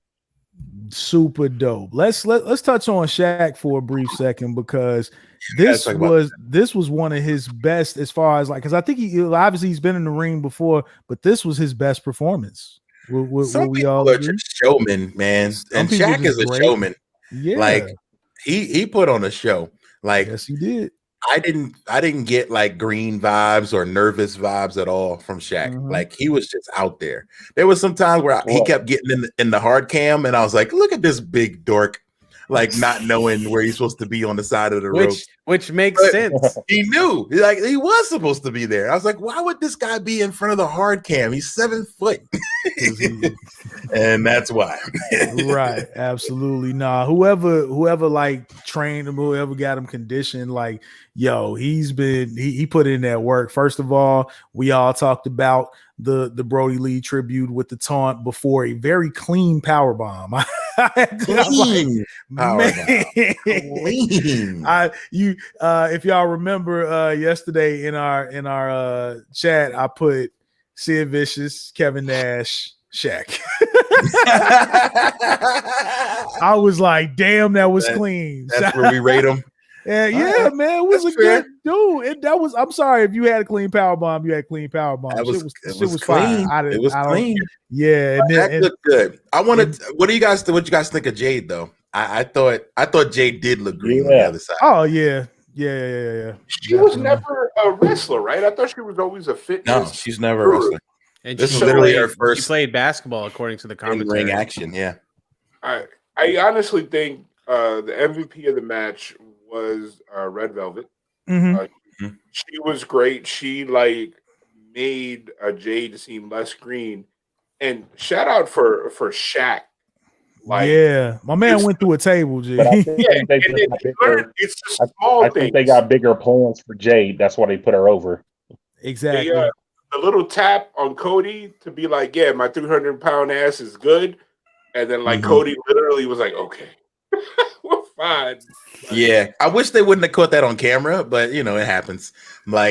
In the live, because we could see him being like, yeah, I'm good. You know what I mean? But that also let us at home know, okay, good, he's okay. Now, what would have been fedoras are vibrating all around. We're like, oh, he's fine. They're having a conversation right now. And I'm sure Cody's telling him, look, stay out, don't move, just stay here. Do not move. You got to tell. What would have been awesome if you would have done the old school wrestler thing where you just brush a finger like on his arm or something. That's old school. The finger. Yeah. Boop, and then just put the hand down. Okay, Shaq, you've been wrestling for 30 years and we don't know about it. Right. What if that would have got it? Now what if Shaq just disappearing out the emergency vehicle when Tony Schiavone went to go interview him and he wasn't there? That wasn't appropriate, Tony Schiavone. Where did Shaq go? He just woke up. He just got up and kicked the door open I don't need no hospital. No, the fiend came and grabbed him. The fiend was like, hey man, Shaq Diesel, come be my friend. Come be my friend. It made me think about Steel. Shaq had to hide his identity because he's a superhero as well. So he had to. Yep. Okay. We're gonna get the Steel version of Shaq at Revolution, maybe. Payback irons. Yo, the multiverse. That's like Shaq. It's like Shaq's equivalent when Finn does demon mode. Yeah. Versus the cleaner. He comes out to the he comes out to the Steel score, which actually wasn't bad. I still remember it to this day, but yo. First of all, oh my gosh, they needed a backstage interview where they did that Brendan Fraser movie where they had just a whole bunch of sweat coming down, and they would have been like, "Yeah, just give it 110%." I gave 110%. You want to wrestle good. You hope to wrestle good. I think I wrestled pretty good tonight. Well, you gotta win the match. And sometimes you don't win the match, and then you become the loser, and that's what happened tonight. And then he wearing basketball shorts. Where did he get a uniform from? Oh man! And of course, we also seen Pac and Ray Phoenix take on John Skyler and D3. Now they just squashed them. Total squash. That was a 2-minute super squash. You got a true introduction to who shout out to Ray Phoenix. Yeah, that was a showcase. They were like, "Oh no, we don't play. Let's show you exactly what we do." And they all just did every one of their moves, and it was over. Yeah, First of all, it's if whoever the AEW bookers for the tag team, shout out the Bucks, looked at the rest of the Lucha Brothers resume, where they're like, "Oh, there's another page to this. Oh, we need to put them over immediately. We've talked about it a lot on the show. Like, we don't know how much of that is them not wanting to get involved, really, or if it's the AEW not really giving them a chance. And I don't really know what it is, but yeah, I want to see a lot more from them. And Phoenix, for sure. Well, Phoenix shout out to Phoenix. He just I saw he got voted best high flying Mexican wrestler and best high flyer and best high flyer, just best Mexican wrestler. Best high flying Mexican wrestler, like between him and Kalisto, like not Mexican wrestler, but best high flyer. Yeah, like, that's a very specific best Mexican wrestler that wears a mask that is from a particular town. Right. Well, it was a category for best high flyer, right? That's what he won. Oh my god. Oh man, we also dude is a crazy high flyer, man. On those ropes, he's crazy. Oh man, and that dude's got like an infinite gas tank. Like he can just go and go. Dog, and I go was and go super and go impressed. But like to be able to fly outside the ring, like I think it was Pac jumps over the top rope, tope or whatever, then tags in, goes on the top rope, 450. It was like, oh, it's all good. I was like, yo, unlimited cray. Hell yeah, man. I'm sorry. Of Pac, do you think he's gonna get a belt run at any point? Yo, Mexico MVP and best flying wrestler. That's what he won. Oh, okay. Shout out Overdrive for throwing it in there. Thank you. Out of all of Mexico. Well, there's only two right now. So there's TNT and the world title. I really can't see him having either right now, but down the line for sure, I could see him as a TNT champion. I would hope so. Like, yeah, but he's kind of stuck in like this, I just, what? And I don't want to get into the whole record thing again. But they clearly said 3 times when he came to the ring that he is the number 1 ranked singles wrestler in AEW. Pac is. He is the number 1 ranked singles wrestler in AEW. They said he's tied with John Moxley right now. Is that including Dark though? Is Dark? Well, of course. No, but okay. So he's behind Moxley, which means he's next up for a title shot. Correct? But he's doing tag team stuff right now, right? But then that's why Mox ranked singles wrestler in the company. No, he doesn't have a singles match. That's Moxley. They officially announced that the Lucha Brothers, because of the win with Pac, which was weird, they're in the tag team right. That's what I'm saying. They're in that tag team tournament, whatever it's for. Not Pac though. The Lucha Brothers, not Pac. Pac is not booked. Was he just holding down the spot for they're a faction. They're a faction. They're Triángulo de la Muerte. So it's kind of like SCU. Like if SCU wants to sub out Scorpio with Frankie or the latter, like it's like a trios thing. I think maybe when we get offline or somebody, you got a computer in front of you. I think they said Lucha Brothers. We all got computers in front of us. What are you trying to find out? We're all staring at computers. Is it death? Rand, I'll be right back. Is Pentagon good right now? He not sick or nothing, is he? All right, wait. Tag rankings. Young Bucks champs. Jericho and MJF first. Second is Christopher Daniels and Frankie Kazarian. Third is Jurassic Express. Fourth, FTR. Fifth, Top Flight. Yeah, that's what we got. And then under that is their overalls too. Yeah, they show their overalls, but their rankings I'm saying as tag teams. Who's booked in that tag team turmoil or whatever match that they're doing, the number 1 contendership. Let me pull up the card real quick, because because I think Uncle Dave said it was the Lucha Brothers, but if it's Death Triangle, I'm with it. First of all, I was shocked that SCU still. It's called a Casino Tag Team Royal. Okay. So they're doing a battle royal, but with just pure tag teams. Okay. However, so they're definitely my pick. I'm just saying that up front.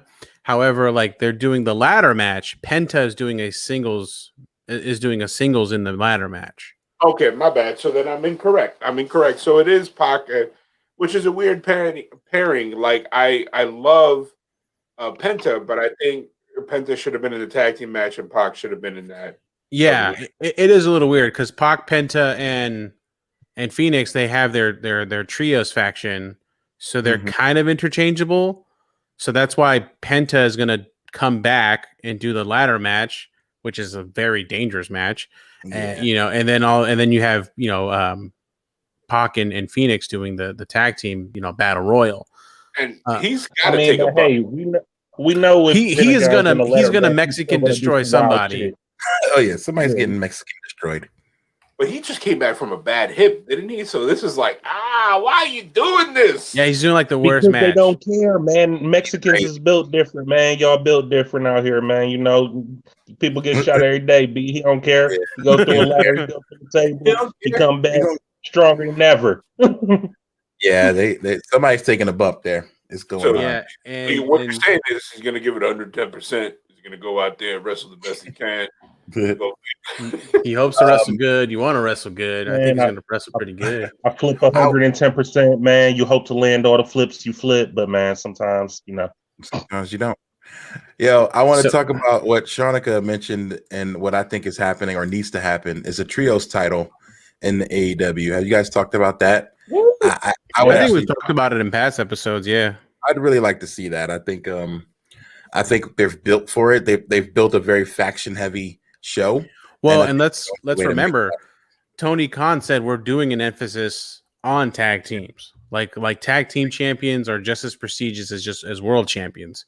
So right. I think if they're going to definitely pull the trigger on a trios championship, I mean, I could see tag teams also kind of having those trios champs if they really want to open up their factions. Mm-hmm. But then it can kind of get out of control like what New Japan does, right? Because New Japan has tag team titles on both weight classes and that never open weight trios title that gets no shine. Yeah. So if they wanted to do this right, they should do it how they did it in Lucha Underground and just do a trios title and no tag team title. Right. But then it defeats the purpose of tag team wrestling on AEW. I do both. Then that does it. Yeah. So if you're a tag team, can you have both titles? Like, can I be a tag team champion and a trios champion? Yes. Sure. You can hold any titles you want. If they book it, they'll give it to you. Yep. I mean, you've seen it done in New Japan a lot. Well, no, I'm saying that they shouldn't allow them to do that if they're going to have both sets of titles. Like a trio is still like a tag team. I mean, it's a 3-man tag. So if you're a trios, then you can't have the tag titles. Like you would have to have a. Here's something I want us to try to keep this moving because there's the rest of this show, and I still want to do predictions for the pay-per-view. Okay. But I just want to end with this because I mean the rest of the show was very entertaining, but I mean, the Shaq part was definitely, the thing that everybody talked about. And the rest of the show is really good. But Ngako Overdrive mentioned we have 2 gimmick matches for AEW title shots happening at the show. And again, this is, to me, it just changes the idea of what a ranking system is for. You know what I mean? And I hate to keep going into that, but I just feel like I wish we could have a time where it's like, yo, the number 1 ranked guy is just fighting the number 2 guy, and that's just what it is. But that's what's happening. Kenny Omega, 4, 5, 6, 7, 8, and then one of them will get to be the number 1 guy. But that's what's happening. His gimmick match, that one of those gimmick matches, is the exploding barbed wire match between one Kenny Omega, one Jon Moxley. That's fair, but I think that the casinos and the play-ins and all those things. We have a tag match happening for that, and we're also having a ladder match for the TNT title shot. Now, right? I understand what you're saying, Rand, but I also feel like it's hard for them to keep up with the rankings. Like, if you think about it, then it's like if somebody gets hurt or if they decide that a booking is not worth it, then they paint themselves into a corner. Like, you know what I mean? That's like if you have a retirement versus retirement match, but then the person that you want to retire can't retire, or the person that you were going to have them retire. It's like you book yourself into a corner. It's like, okay, a TV show that goes in and is like, you know what, this is the end, but then they get renewed, and then they're like, oh, but that wasn't the end in the before it. I think I get what you're saying, because it's basically with rankings, all the best guys stay at the top, so you would only keep seeing the same guys. How do you swap new guys in if you're going by a ranking, unless after they lose their title shot, their ranking resets? Mm-hmm. And that's why they have like power rankings and then those overall climbing back up the ladder like Mortal Kombat. Yeah, and that's kind of where the thought comes to mind, because the ladder match, and this is where I do agree with Ongaku's point and your point. The ladder match is going to be Cody Scorpio, who again just came out of nowhere. Penta again, who just came out of nowhere. They were both in stasis. Yeah. Yeah, and then Lance Archer, who had to beat Rey Fenix for that shot. Yeah. Max Caster, and then somebody else who's we don't even know somebody. And then Tony Khan said he's going to bring a big name to that ladder match too, somebody else who didn't work for it. Just another surprise. So Archer and Max got ricocheted. Remember the whole. Yeah. They got ricocheted. Yo, ricochet is now a verb, and it doesn't just mean selling very well.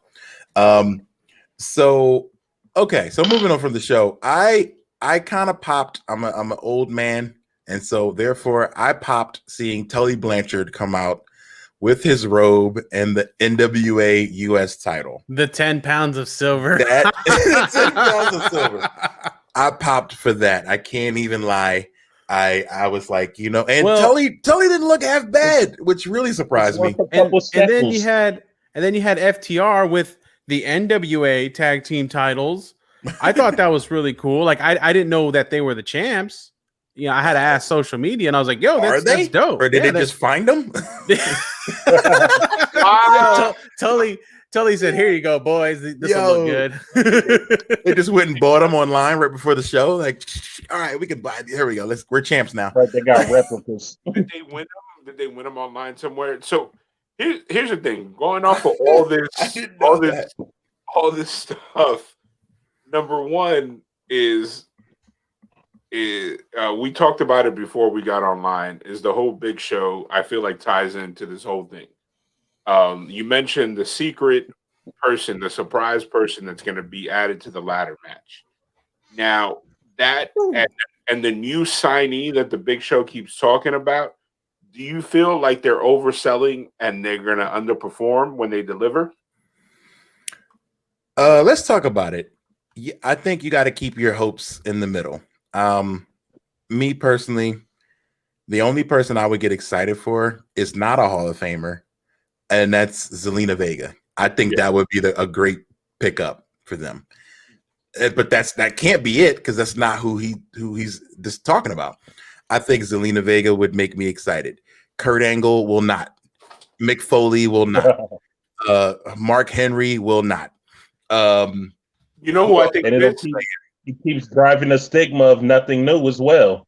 Right. It's like, give me something new. Like, I don't necessarily need, but people think because it's Big Show who said it, that it'll be somebody who's a friend of his, and so, but that doesn't necessarily mean that. Some people are talking about Jay White still. We're talking about RVD.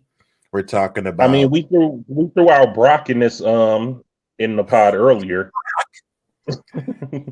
I know they can't do it. If he would break their bank, but what if? I mean, why not? I mean, I think it would break the bank, and I don't think they would really be down with that. But now, I don't know. Rand, Brock doesn't seem like I'll take a pay cut to help you. Yeah, like what I want to help you for. Like, I'm trying to get paid. I think Mega. I think you actually just influenced the conclusion that I just came up in my mind right now. My wheels were turning, and as you and Teak were going over what happened with FTR, you know who would make sense, and it will fall into the whole plan? Nick Aldis.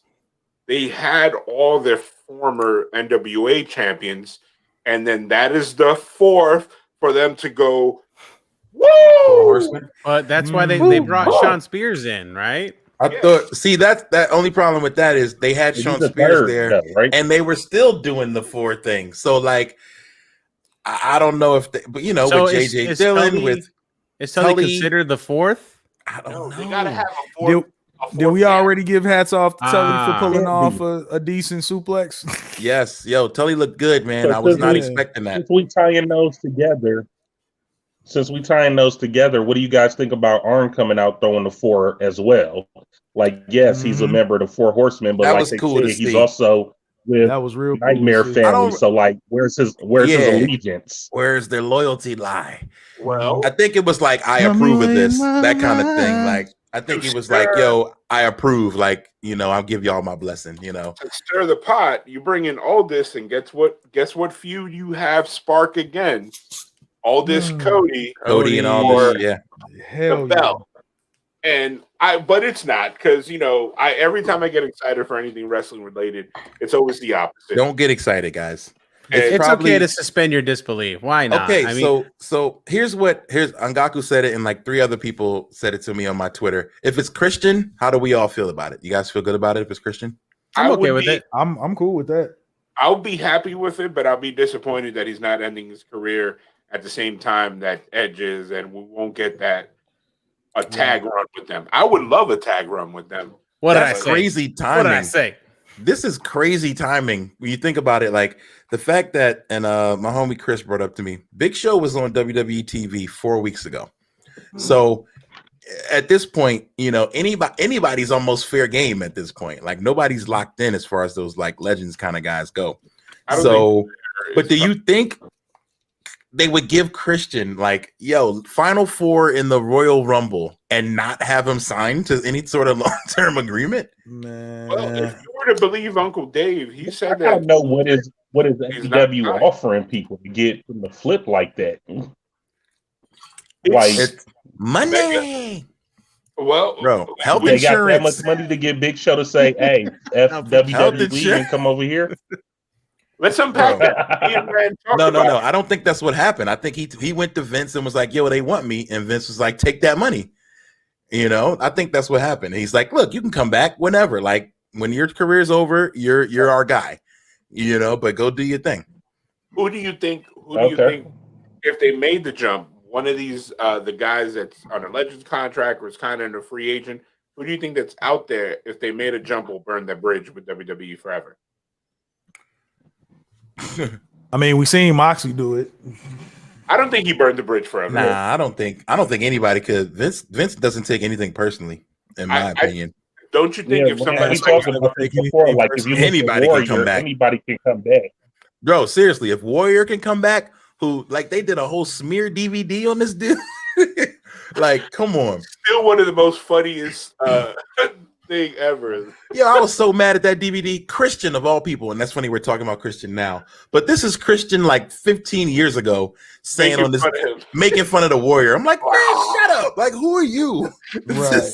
Talking about I didn't ever understand what he was saying in his promos. Oh, he just got gas when he came to the ring. I'm like, man, shut up.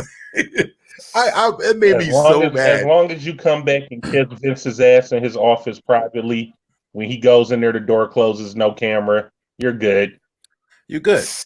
I agree. So there's no final. There's no burnt the bridge ever. It could be John Cena popping up on AEW, and I think we would see John Cena commit seppuku in the ring live on a pay-per-view before he steps into anywhere else that's not AEW.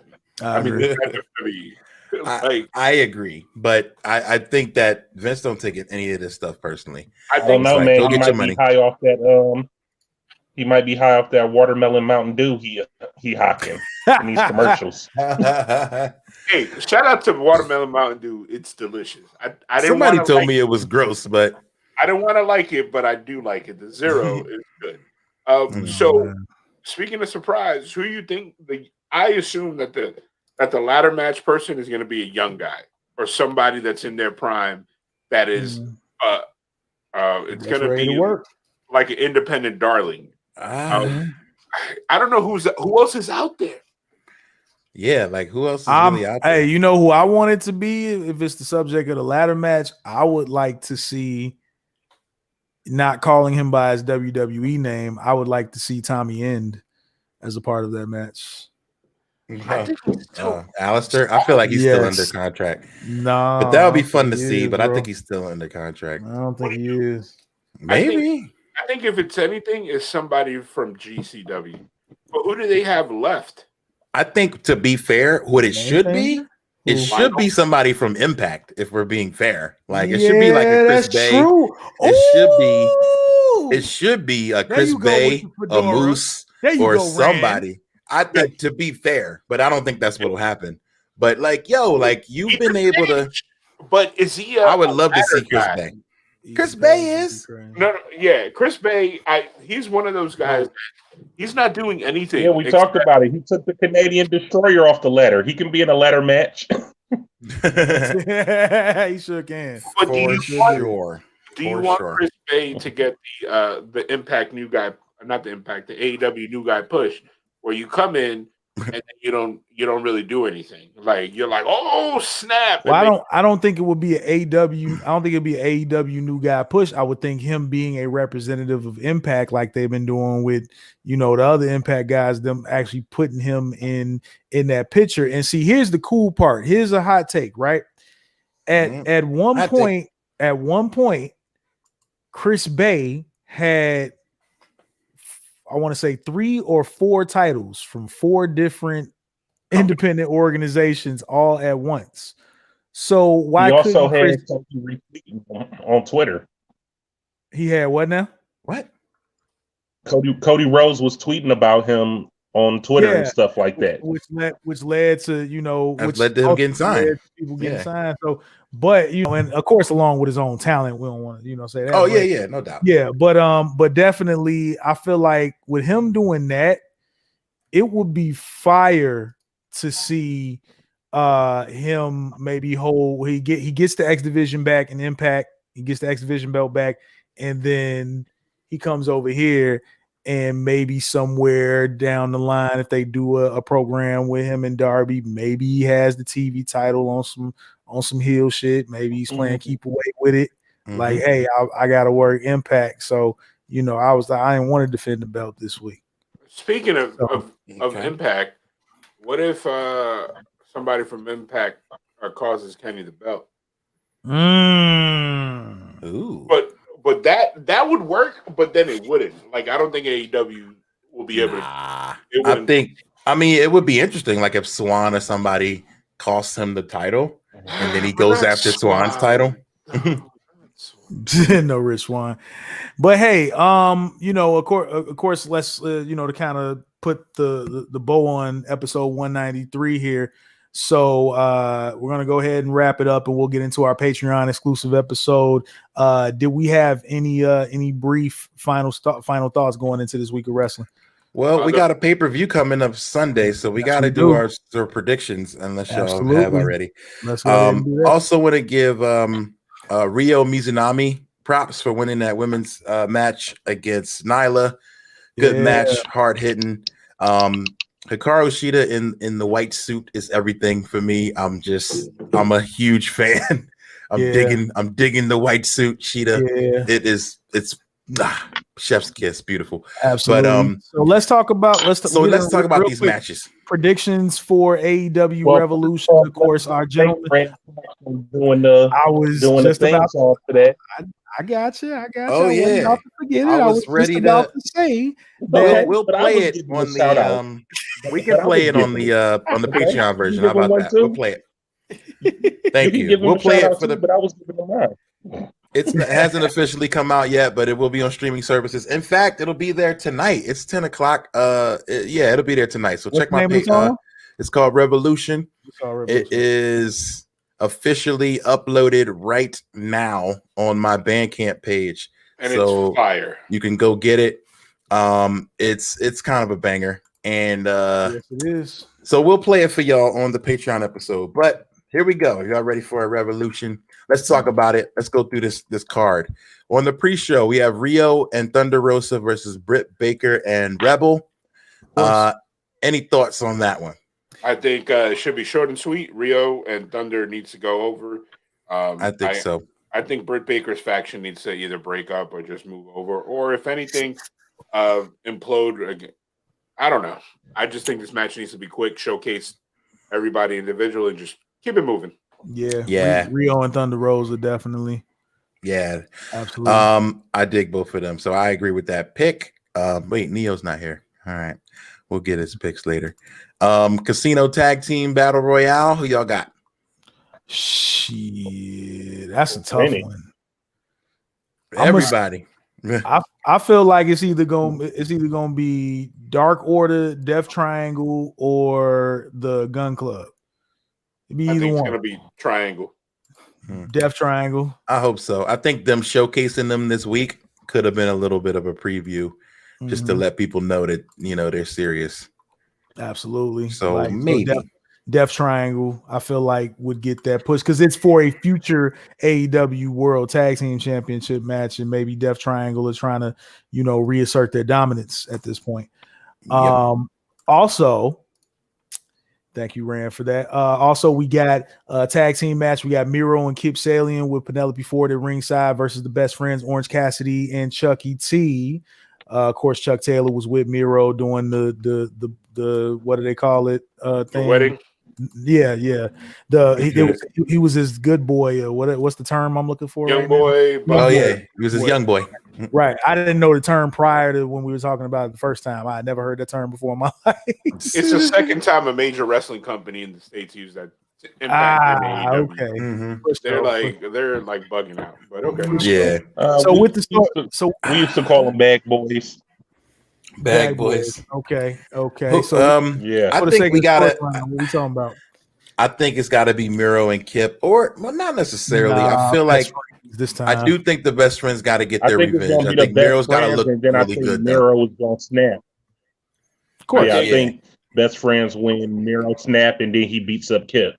There we go. I think Best Friend Orange and Chuck got to win. Well, Chuck's injured. Well, I thought it was Chucky T. You're talking about the other one's hurt. Oh, Trent. Trent. My bad. I thought Chucky was hurt. Cassidy and Chuck. Yeah. So it's going to be Cass and Taylor taking this, and hopefully this will be the end of the storyline that's gone on way too long. Yeah, this has been like 3 months, and it's going nowhere. So they both deserve better. They deserve better than this. It's like back-to-back wedding storylines for Miro. Shout out to him for being the wedding goat. Being a good sport. Hey, let's talk about this. Face of the Revolution. That's why he has to beat up Tip so that he can go solo and do what he needs to do and stop being tied down. And I just realized he's number 5 in the solo rankings. I don't know if that means title shot sometime soon. And he's undefeated. And he is undefeated, so it's time to go solo. So, are we going to get a gimmick Street Fighter 5 him versus Kenny arcade match? But he's I don't know, but I want to see him fight Brian Cage. Ooh, that's a hoss fight. I want to see that. Ooh, okay. Who is he? It's a lot of beef in the ring. That is a lot of beef. Next match over. We'll get into in a little bit. What were we saying, Zeke? Big sweaty man slapping meat. Big meaty man slapping meat. Shout out to Big E. Next, let's talk about we got Face of the Revolution ladder match for a future AEW TNT Championship match. Cody Rhodes, Scorpio Sky, Penta El Zero Miedo, Lance Archer, Max Caster, and a sixth opponent to be announced. Now, do y'all think it's going to be any of the existing people, or do y'all think it's going to be whoever the tough one person is? I honestly, my heart wants to say Sky, but my mind is saying TBD. Yeah, I think same. You bring in the guy, they got to win. Yeah. So we all agree, hold our predictions till we find out who this person is. I want Scorpio Sky, but we clearly mentioned he just came off an injury. Like he didn't really earn a spot here. He's just there. And even on commentary, he was kind of being a little heelish about it. You know what I mean? Like he was confident.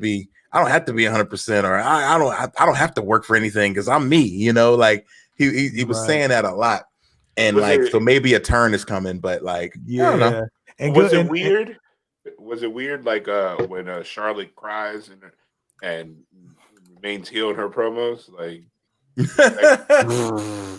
wow. Yeah, it's weird. Big money match. Winner receives the loser's 2021 first quarter earnings. So we got Hangman Adam Page taking on Matt Hardy. Who y'all got going over now? Big money match. I wish I cared. I don't care, but about that one. Oh, this sucks. I wish I cared. Adam Page buried this Matt Hardy. Y'all not invested in this storyline? I like Big Money. I like it. Y'all not invested in Hangman and the Dark Order. You also got to remember, Rand doesn't watch BTE. He's probably not watching the product regularly. He probably doesn't know all the carding shit that Hardy's been doing, you know. And you want to see Adam. I'm saying. You want to see Adam bury him. I do want that, but like I feel like hopefully that's the end of this story if that happens. Maybe this makes me heel, but I feel like Hardy is gonna win, just because it's and I get Marcos's point because it's a pretty fresh gimmick. So right now he's paying people to hurt everybody in the Dark Order, and he's basically putting hits on everybody in the Dark Order with using all of his money. You know, so it's been a pretty interesting story. I mean, that is interesting. I've seen a lot of it, and you know, I guess I haven't seen BTE, but just from what I've seen on the show, it's interesting. He's playing like a Vince McMahon character or something. It is Big Money Matt. It's like Shane McMahon in the Mean Street Posse type shit. Yeah, basically. Friend of the show, Simon, thinks that this is going to end with Hangman Page leading the Dark Order. Ooh, okay. I feel like I'd be happy with that. If that's where that. I wouldn't be mad at that. I feel Adam Page needs. Yeah, still consultation. We gotta have -1. Wait, yeah. What about -1? We gotta have -1 at consultation. I'm sure he's still gonna be there, but okay. Yeah, I honestly think he has to go to school at some point and grow up. I'm like, yo, this kid got to go to school. Man, he's -1. He ain't got to go to school. What is school? -1 doesn't need school. The -1. Hey, the Japanese girls. Let's talk about the singles match for the AEW World Championship. Hikaru Shida, champion, defending her title against Ryo Mizunami. Who wins this? I think Shida wins. I'm hoping this match gets interrupted by Zelina Vega. I don't know why I keep hoping that. Oh, Thea Trinidad will be. That's what I want to see. I don't think that'll happen. I also mentioned another person that he mentioned, like someone said in my chat that made me think, okay, because they were like, oh, Hall of Fame caliber. What if it's Mickie James? With Nick Aldis? Hey, there you go. There you go. Nick Aldis is the mystery person for the ladder match. Money. Now and you got then Mickie James comes out during the ladies match. So hey, couple gets to stay together. They AEW. I don't 50-year-old white dude. I just don't want that. Well, I in the ladder match, I don't think it's gonna be Nick Aldis. The reason why is because if you want to be legit, why are you gonna nerf the NWA title and have the top guy in that company be like, you know what? That makes sense. That makes sense. You know what I mean? You're right. That makes sense. But still, it would be cool to see. But anyhow, street fight. So we got Team Taz, Brian Cage and Ricky Starks taking on Darby Allin and Sting. Of course, we've actually seen Sting do some movement. Sting gave somebody a Scorpion Death Drop. So who's going over in this, y'all? The padding in Sting's costume. That's what's going over. He's got a whole D-Lo protective. He got a flak jacket on. Not a D-Lo. We're laughing, but Tony Khan confirmed this. He's wearing. Really? No, you know who he's looking like? He's looking like Big Daddy from Kick-Ass. When Nick Cage had all that padding on. Oh wow! Batman outfit. All right, this is weird. Sting, you're wearing hockey pad. Sting is like Heyday. Sting is one of my top 5 wrestlers of all time. However, I don't think he needs to win this match in any way. Team Taz needs wins badly. They need to be dominant. They need to win this, and they need to destroy these dudes. That's just my opinion. They need to sign M'Batu, put him with the tax faction. Yo, M'Batu would. He's a big beefy boy. Yeah, he's a big boy. Put him in there, man. They need to look dominant, man. Like they can't be running from this old man. The whole reason they brought Sting in. Yeah, the whole reason they brought Sting in is to get broken by Team Taz, and then he leaves. There you go. That's good. There you go. That's it. Well, he got a multi-year contract with them, so it probably just be he probably won't leave. It'll just be some backstage shit at that point. Like I feel bad. You'd be like, I broke Sting. Darby Allin is gonna get tossed around like a rag doll. Of course he is. That's all there's going to be a he's gonna ridiculous spot. He's going to almost get killed. Like he's going to do something crazy. He always does. He did the zip line thing though. That zip line thing was dope. That was cool. Was cool. Yeah, Shanika, it's a street fight. Typical street fights are always no DQ. DQ. False count anywhere. And it's supposed to be make me feel iffy now, man. You guys know, But course, I think didn't we hear that this fight is going to be produced? Who said that? Oh, I thought I heard that the street fight was going to be produced. That'd be dope. I wouldn't be surprised. I'd be down. I think it's a good idea. So long as it doesn't end like the Matt Hardy. It might have been before they knew what Sting could do. Now they've been testing them out in these little bits and pieces on the way though. Yeah. They need a stunt double to get him thrown. They're going to take it to the football field. And Brian Cage is going to power bomb. He's going to power bomb Darby through the goalposts of the football field. This is evil Rand coming out. This is evil Fedora Rand. He wants to see motherfuckers get annihilated. I don't want to see Sting get hurt, obviously, but I just don't think he should win this match. Like, I agree. I know what I mean. I see Sting losing. When they powerbombed the same dummy that got set on fire by the WWE through trap. All right, two more matches, and then we got to get to this Patreon episode. Young Bucks versus Chris Jericho and MJF. AEW World Tag Team Championship on the line. I'm sure we've all been following the thing. We seen the Young Bucks get a little measure of revenge, couple of table spots on AEW this week. So who's going over, Young Bucks or Jericho and MJF? I can't call this, y'all. It's definitely got to be the Bucks. I'm saying Bucks. Jericho and MJF. It's hard. Okay. If I knew, I don't know. It could be a toss-up. The way they booked the Bucks to get revenge because of their dad. Shout out to their dad overselling. And honestly, if MJF and Jericho don't win, then you can further the implosion of Inner Circle. Like if they lose by shenanigans, by somebody interfering, trying to help them. The only other person who's out there is Wardlow. Well, yeah, he could screw it up.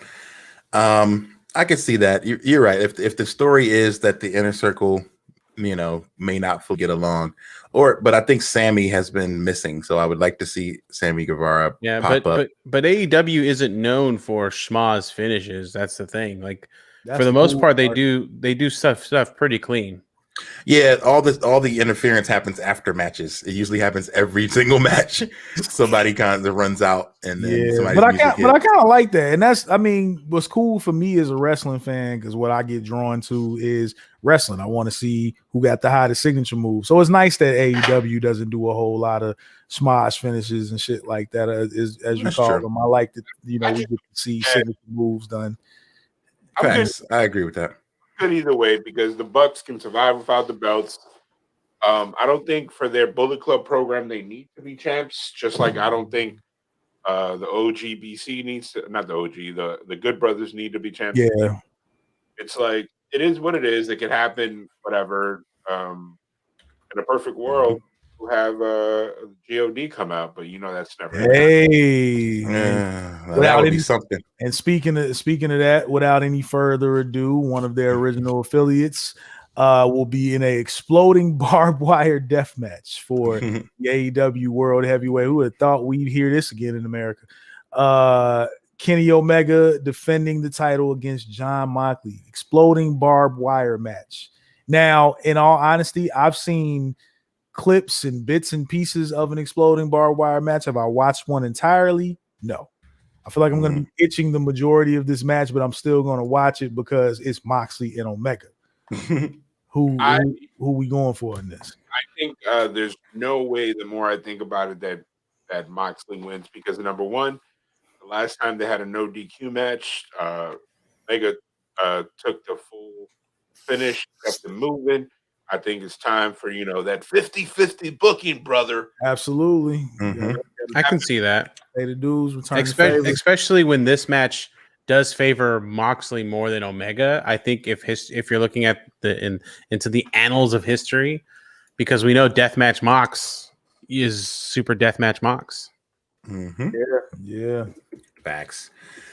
I wouldn't be mad at that. And I do think that it's something that a lot of people don't expect, because everybody's thinking like, oh, Mox is worried about Kenta or worried about New Japan stuff, and he may go over to New Japan for a little while. So him getting it back would surprise a lot of people. So I'm not mad at it. Yeah, but you really have to go back to it, or he just has to take a flight to California, which is down the street from where he lives. Yeah, but in our world, these wrestling companies are 10 million miles apart. You know what I'm saying? It's like, oh, he can't go wrestle for these guys and wrestle for these guys in the same week. Who the hell knows? But we don't know.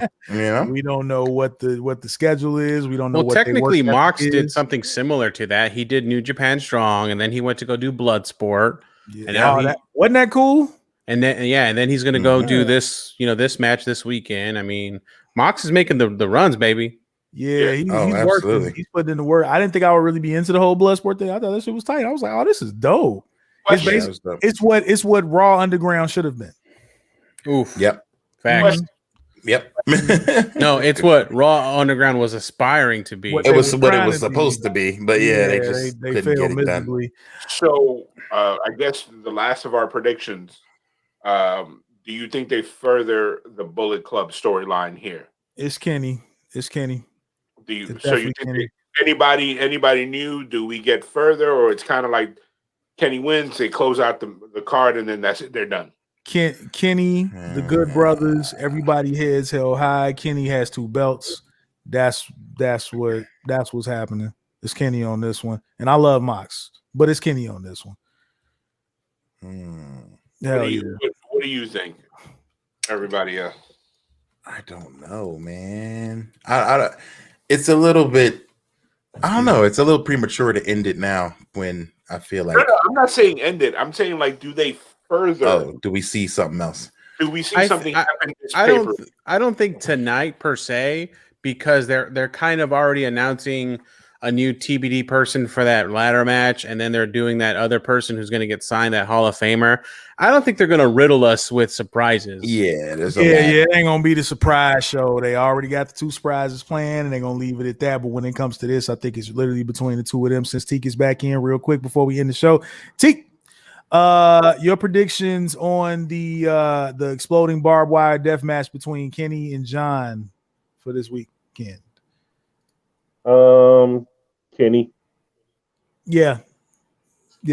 Quite a few people agreed. Kenny, what I was saying before you got in, is like, this is him and the Good Brothers heads held high. Kenny has 2 belts. This is what he wanted, those bragging rights to prove to Moxley that he can go there, because this is more of a match that will be kind of in the favor of Moxley. He's the what more 2 belts you talking about? I don't think they have the U.S. belt on here. No, the U.S. belt isn't on the line. He could probably put it up. Yeah, that's what I'm saying. I know it's not on the line, figuratively speaking, right? Yeah, that's what I'm saying. I know it's not on the line, but I'm just saying he could hold it up. Belts from 2 different promotions, you know what I'm saying? So yeah, because he is trying to be that belt collector, right? Exactly right. That's what I'm saying. So it's the belt collector. Yes, absolutely. So, no NWO finish where everybody getting jumped at the end after the show. Nah, I mean that, like, so they're gonna. I can see that. No, they're gonna play it straight. No small inch to further. Like, I'm not saying new guys. I'm saying, like, the Good Brothers come out. Well, the Good Brothers will get involved for sure. Yeah. Okay. Yeah. It's definitely it's a no DQ exploding bar. Somebody will have to help. I don't know, try to even the odds up for Moxley. Hell But yeah, I don't think we'll get like a big new surprise. Absolutely. Well, so a couple of things. We're gonna go ahead and get into our Patreon episode, which is probably not gonna be too long considering where we're at now. But we definitely appreciate everybody for rocking with us. To all of our Patreon subscribers, please make sure you go ahead and pay that money. We greatly appreciate it for sure. Patreon episodes up next. I was actually meant to prepare a snack for the week this week, but I didn't, because I was going to ask Rock and didn't realize that Rock wasn't going to be on the show. So that would have been nice to have a snack of the week, though. I'll say Hikaru Shida wearing white. Anytime she wears white, she's a babe. Okay. So I like it.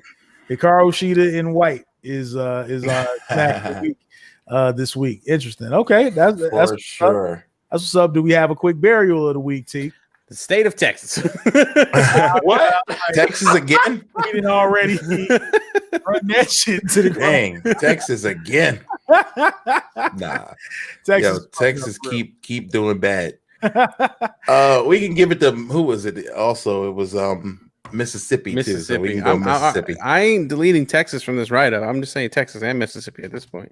All right. That's fair.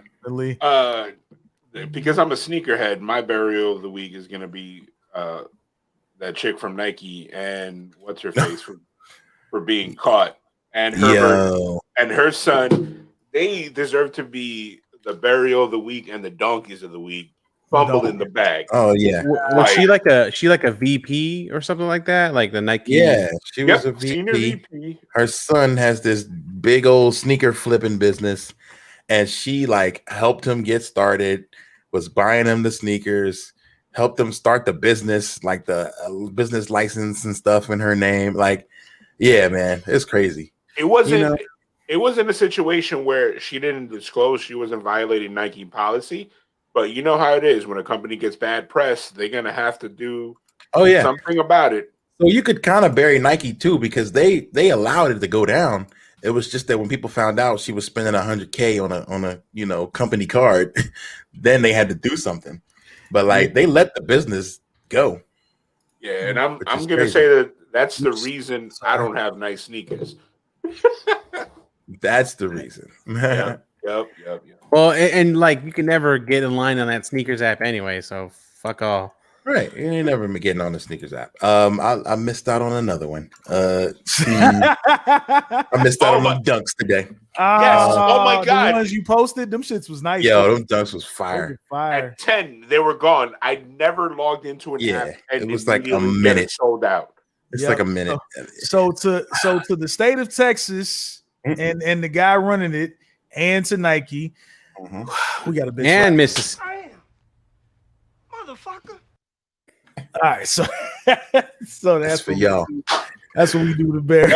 That's a wonderful clip. I blame me for that. I'm a Black Dynamite fan. Stands. All right, so we gonna call it.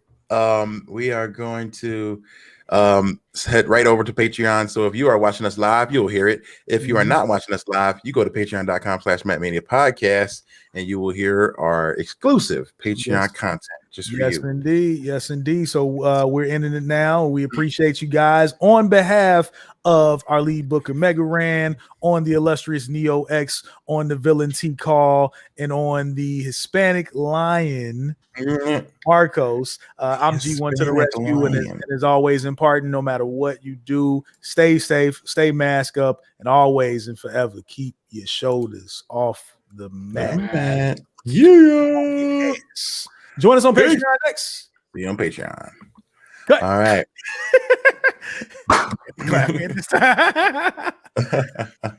right. So I'm sending you a link if you want to play the song. I have a Dropbox link of the track in the private chat. G1 if you want to play it. I can play it on my monitors. I have to test it to see if you guys will be able to hear it. But yeah, if you hit the share, it should work. Okay. Good show, guys. Good show. Yeah, that was fun, man. Oh man. Sorry for popping in, Let's get it.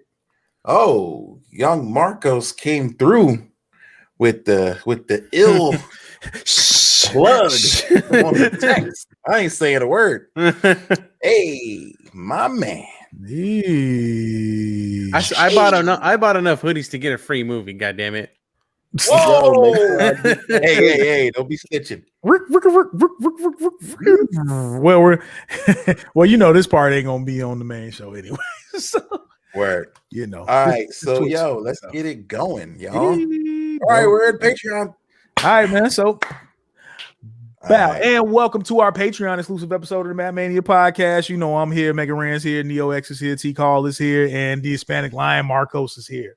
Yeah, paying that money, y'all. Appreciate y'all. Thank you. All right.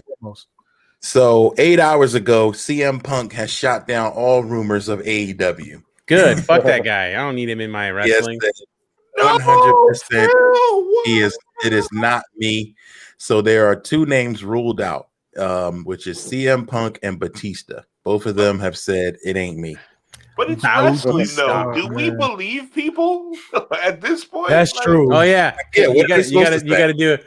Kayfabe. Yeah. Right. Yeah. Like what are you supposed to? Wait, I gotta put a banner up. I gotta put a banner up. Because Tom Holland came out and said that there's no other Spider-Mans besides me and Spider-Man.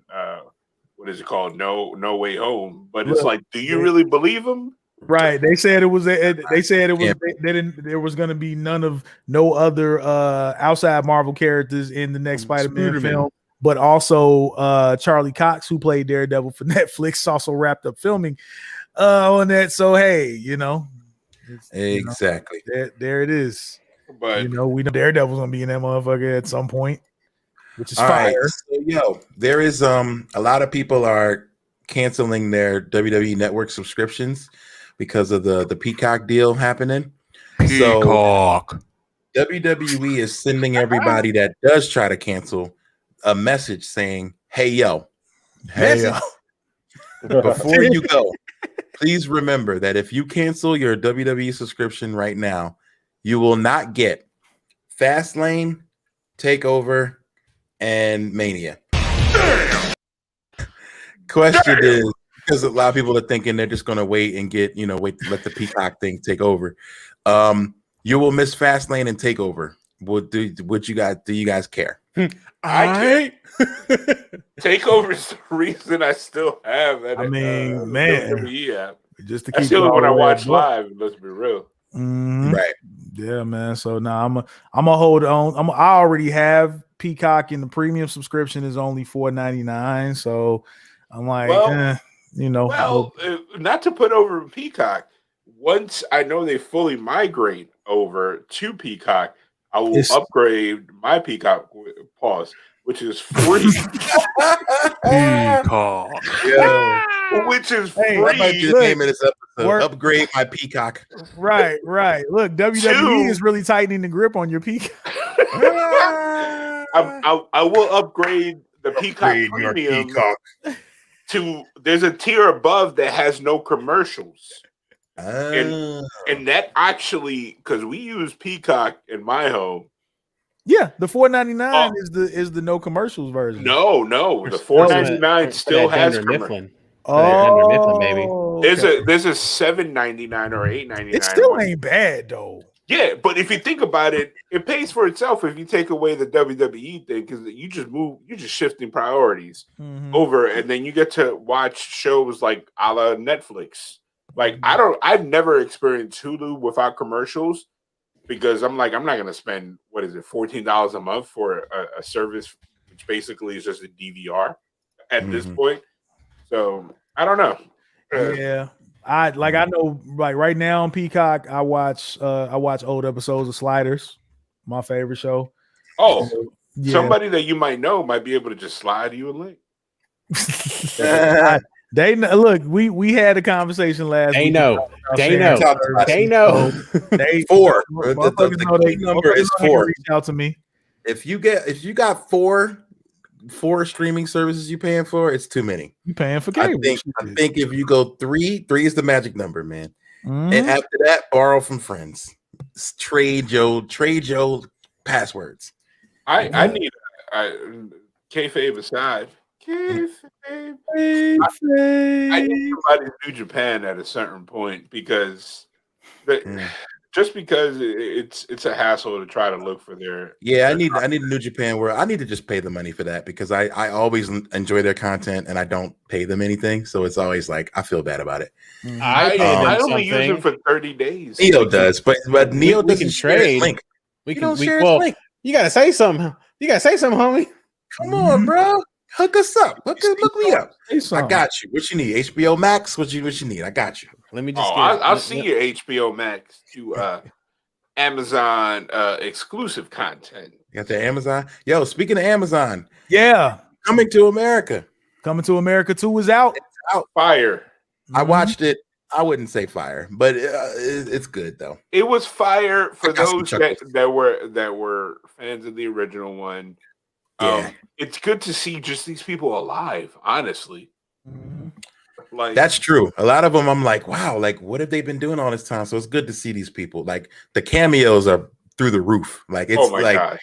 So many famous Black people. I think I heard something like they didn't want to bring back or not that they didn't, but they couldn't bring back what's his name, Louis. CK, he did the Family Feud, Louis Armstrong. Louis CK. He's in there. Not Louis Anderson. Louis Armstrong. Anderson. Louis Anderson. Why do we keep saying Armstrong? Yeah, like what? They Creepers. Yeah, he's in it.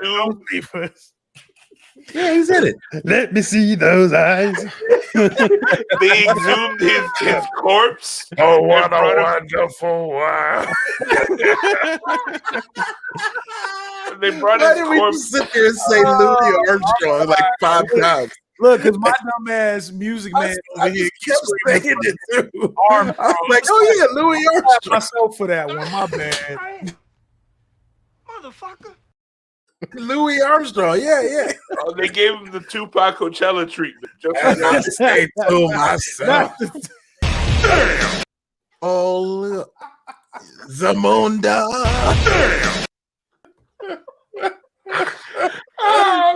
But he may or may not be conflicted. Oh my God. Louis Anderson is now we have to clarify. Louis Armstrong. Louis Armstrong, man. It's Anderson. Louis Anderson is not dead. Yeah, Life with Louis. My Fox Kids alumni. Y'all remember that? That was the cartoon, right? Yes, sir. And that man had he had a cartoon about his own life. It was like a clean version of F is for Family, but it was very real. Oh my God. It was dope. I used to love Life with Louis because it was like genuinely funny without trying to be. I got real tears. G1 screaming Louis Armstrong, and I'm screaming Louis CK. You're right. I don't know which one's worse. We all fucked up right now. Which is worse? Look, that's why I slapped. I had to give myself the bullhorn slap. That was. Yo, here's an interesting story about Coming to America and the original one. Let's do it. Louis Armstrong he was forced into the movie. Like they were already like almost done the movie. Wow. And Eddie Murphy said that the producers said you have to put a white person in this movie. That's hilarious. And they were like, who's the funniest white person we know? And it was Louis. Oh shit, I did it again. Fuck. I am. Motherfucker.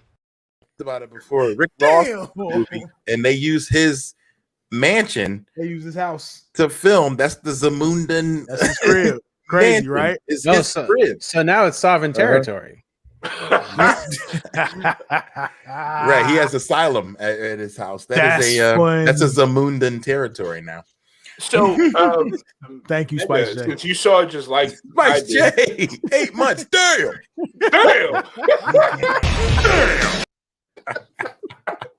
Louis Anderson. So anyway, the studio was like, you can't make this whole movie with, I don't know, was it Universal, Paramount, whoever made it, with no white people in it. And then I thought back, like, yo, there's no other white people in that movie. Yeah, it's literally and he was like, who's the funniest white guy I know? And he found Louis. You got a couple of white people in there, the ones from Trading Places that he get the money to. Mortimer and Randolph. But that was in the Murphy verse though. The Murphyverse. The Murphyverse is deep lore. I mean, it's very deep. Not the There's rumors that there's rumors that like all of his 80s movies are connected. Yeah. Yeah. What? Yeah. There's Beverly Hills Cop is connected to. Like he was undercover. Like he went undercover after Beverly Hills Cop and had to go do something else. Became a new person. Okay. Damn. You gotta tell me how Vampire in Brooklyn plays into that. No, 80s movies. I think that was 90s. Movies. So yeah. The lore ends in the 80s. Yeah, I don't think Vampire in Brooklyn and Metro and eventually on one of his stakeouts, he got turned into a vampire. Now you need a stake to kill him. Look. But then he became human and became a Metro cop. Have you ever seen Metro? That's one of the worst movies I've seen. Oh God, Metro. Yeah, that was pretty terrible. So before we move on, Mega, since you're better at recognizing people than I am, who played the son of the general? Like son of the general. That was Rotini from Power. Oh, the singer. Okay. Yeah. Who did he play in Power? What's his name? Andre or I don't know. Rotini is actually pasta. It's Rotimi with an M. one of the motherfuckers. Yes, everybody named wrong. Yeah, Rotimi was the son. He had a lot of like dreads or whatever. Is that his real hair, or they just did it for the movie? I don't know. Yeah. Andre, that was his name on Power. And he was annoying. He was the worst. Rand, so apparently, he got Dr. Weird in the Murphyverse of Madness. That's great. Rotini, yeah. Apparently, he got albums. Yes, he does. He's good. He got albums. He's a whole bunch of Eddie Murphys laughing at you in the Murphyverse of Madness. Yo, also, can we talk about? Does he not do the laugh anymore? When was the last time he did the laugh? Do the laugh. I don't know. Man. Do the roar. Because, like, I feel like he didn't do it in the Dolomite one. He didn't do it in probably like most of his movies. Well, he couldn't do it in Dolomite Is My Name. That's a biopic. Rudy Ray Moore didn't laugh like that. Yeah, you can't. It's gonna be like It's just gonna be a random part. Insert Eddie Murphy here. Go. And then he goes back to Dolomite's My Name. Like what the fuck? He gets his toe stubbed. But somebody said get Jay Farrell to do it. First of all. He had a little CGI with the de-aging. Did you peep that, Rand? Yeah. Oh, there's definitely some CGI in it because they try to go back to the 80s and it's like, nah, y'all don't look the same. Like, stop that. Not even. I mean, they look good for their age, but not. They do, but not that good. Oh man, Rand, since you weren't here at the beginning of the show, and even though this Patreon episode, did you have a put over this week? What were you into? This week I've been playing this new game called Valheim. It's this like Viking survival game. It's pretty crazy. I keep forgetting to download Outriders. Go ahead. I hadn't thought about that. Yo, Outriders is dope too. You got something. But yeah, are you playing that one on PC? Valheim is PC only for now. They got Outriders. Go ahead. Yeah, Outriders is Xbox and PlayStation. But yeah, man, I didn't think I'd be into these type of games, but you just land and you got like some shorts and that's DayZ, man. And there's the land. So now you gotta go build things. You go pick up some rocks, you pick up some wood, and you start building a house. You build a fire, you cook, you build weapons, you kill the little dragons and the orcs that be coming after you. It's fun, man. And like you start building your clothes and all that. And I've never been into games like that, like maybe Animal Crossing, but anything that's like that, like where you literally build your world and all the world is procedurally generated. So if I started playing and you started playing and all y'all started playing, your land would look completely different. You know what I mean? And then we can all join each other's game online. So like I think you can have up to 10 people join and they can come like, oh, I got some, materials I found in my world. I'll bring them over to your world and blah, blah, blah. And so DayZ is like that. It sounds like something I would be like, this is too complicated, but now, it's fun though. Are the graphics like chibi or are they more like Assassin's Creed? Yeah, more realistic style. I was thinking it would be but it's yeah, like the game it's like your standard PC, kind of like a Xbox One version or Xbox 360 version of Assassin's Creed. Yeah, like the graphics aren't super great right now, but they have a lot of great effects and like a lot of detail, like in building and crafting. I built a boat. Now I'm sailing across the seas and sea monsters come after you and like trolls and all kinds of stuff. So it's pretty dope. I've been playing with my homie Phil. Shout out to Phil. And I jump in his spot and help him. He helps me build, and then we go back and forth. So that's my put over, probably, for sure. But yo, we gotta play the song, bro. We gotta play the song. I sent you a private message, man. You sent me stems. I did? No, I didn't. I sent you an instrumental. I sent you the song. I sent you vocals. I don't know what's what. It just says 1, 2, 3, 4, 5. If it says mix, it's the mix. None of them say mix though. Really? Yeah. It says okay. X-rated R some shit. AL. X-rated R. What's the very last word that says mix? Wait. I have to like highlight them and shit because the fucking file names are all shrumbled up. Shrumbled. That's a new word. I just made that up. Okay. Yep. K-Fave, y'all. I feel it. Okay, let's get this shit cracking. Give me a sec. Oh man, so yeah, we gotta. Then that says instrumental. So okay, clearly that's not what it is. Jesus Christ. Okay, there it is. Mix 2, right? Yeah. Okay. Cool. All right, and I've never played an audio file through here. So do I play it? I just put it through here, or what should I do? Let me see. Oh no, it says you can only share a video file here. Okay, so I'll just play it and turn it up over here. Give me 1 second. Yeah, if you play it and turn it up and share, it should be fine. Playing it right now. All right, so check it out. Mega Ran Revolution. Hey, I think I hear it. Just could get it. Revolution.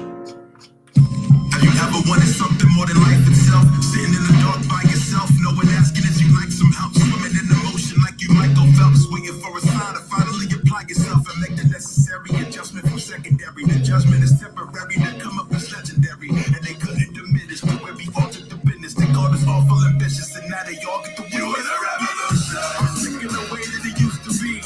Now it comes down to you and me. You in a revolution. I tried to tell you couldn't see. Now you question what you believe. You in a revolution. No more of the old ways. This ain't the old days. We got the old way. You in a revolution. We on a crash course and now we are at war. You got what you asked for. This is a revolution.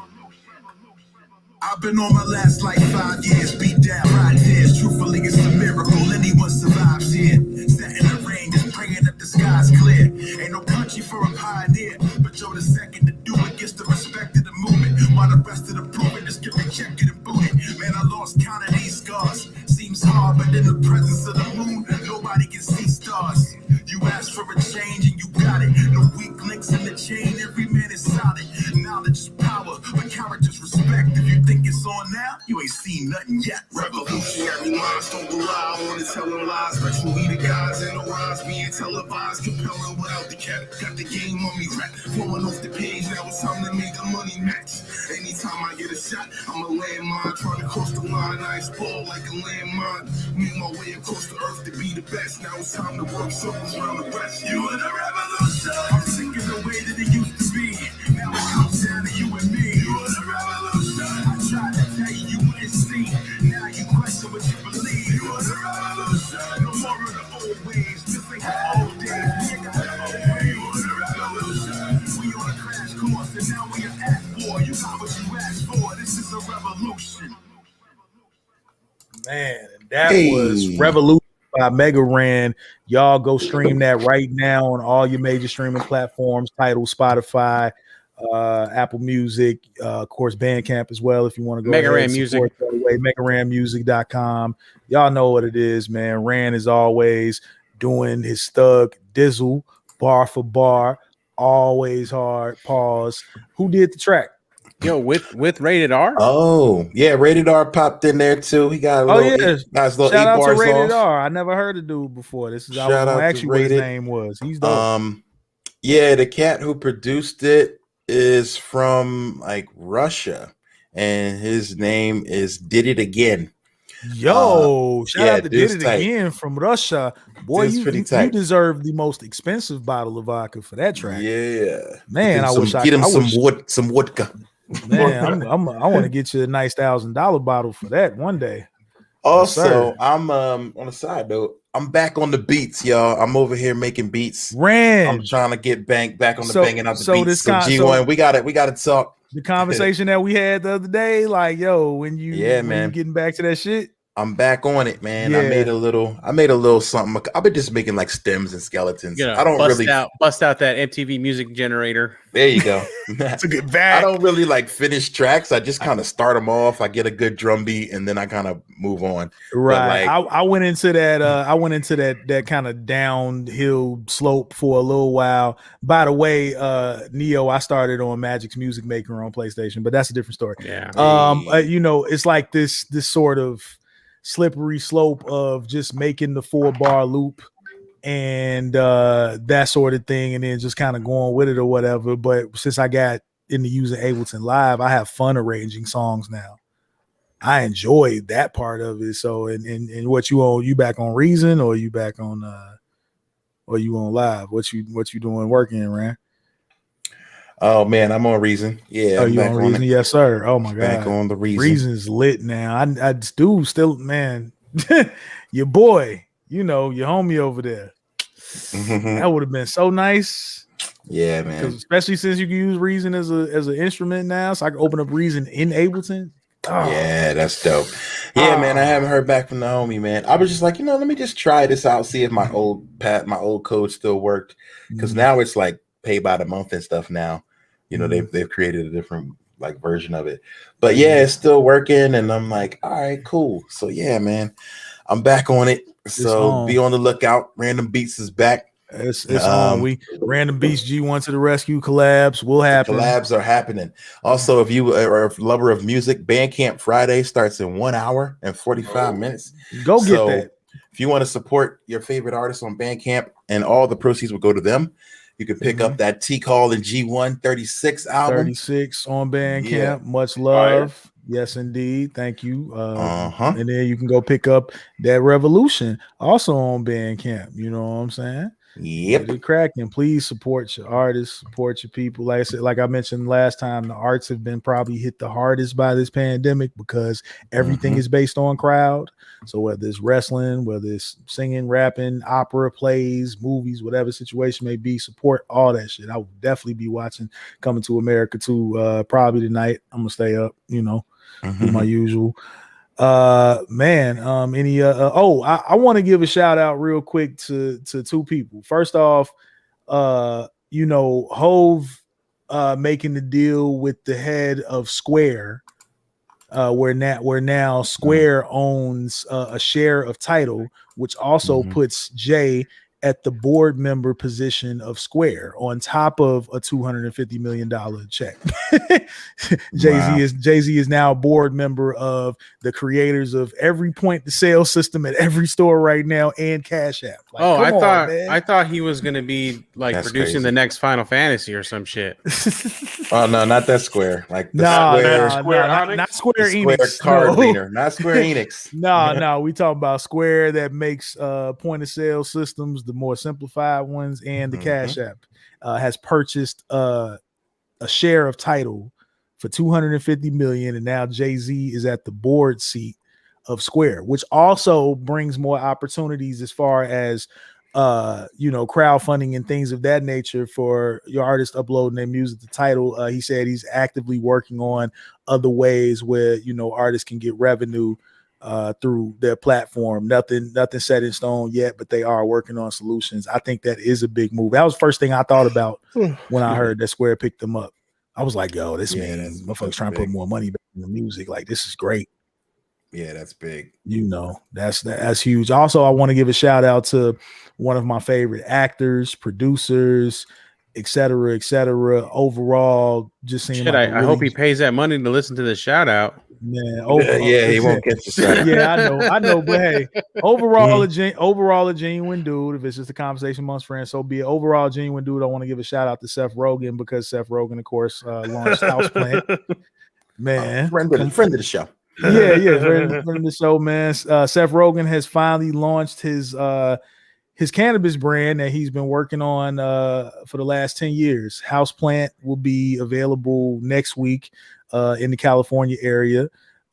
He got strains on deck. He's also doing accessories. He has a ashtray. He has a desk lighter that has an ashtray within the lid, which is really crazy. He's big on the ceramics and shit. So, he's putting a lot of what his experience in doing ceramics and weed accessories. So that's pretty fire, man. I look forward to it. One and interesting strain names too. One of the first things that he's coming out with is a strain called Pancake Ice, which is a 32% THC sativa. So yeah, I look forward to that. I'm a sativa guy. So much love, Seth. Yeah. All right, so I think that's about it. We can get on out of here. Yeah. Any other shout outs and things you want to share? I'm good. Shout out to you guys bringing me on again. I appreciate y'all. Anytime, bro. Thanks for coming through. Marcos. Thank you, Better Rock. The Lion. Whoa. Hey now. Is it Better Rock? Rock's the one who has to handle this getting put up. Right. You'll be like, well, since it's Better Rock, fuck it. You go get Better Rock to do this. We love you, Rock. Hey, we love you, Rock. Despite the fact that you hate everything. I'll just be fucking with him, man. But yeah, man, we're gonna get up out of here. We appreciate everybody on Twitch, YouTube, Periscope, and Facebook rocking with us. Appreciate everybody for staying up late with us.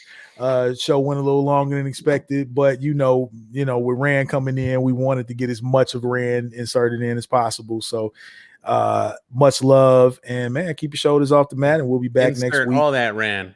Yeah, all that Rand. Hey, again, please go purchase from Bandcamp Revolution, Mega Rand's new single. Go get him some of that money. He can start to use it. Appreciate it. Yes, absolutely. So go purchase that on Friday. And if in the event you just can't purchase it, then give him some streaming money. Go ahead and stream that on all the major platforms, man. I look forward to that. I would have loved to have made that beat, but definitely shouts out to the cat in Russia that produced that because that shit was fire. Yeah, man. And the word of the day is hey, Fabe. Yeah. Hey. You've been saying that shit all show, man.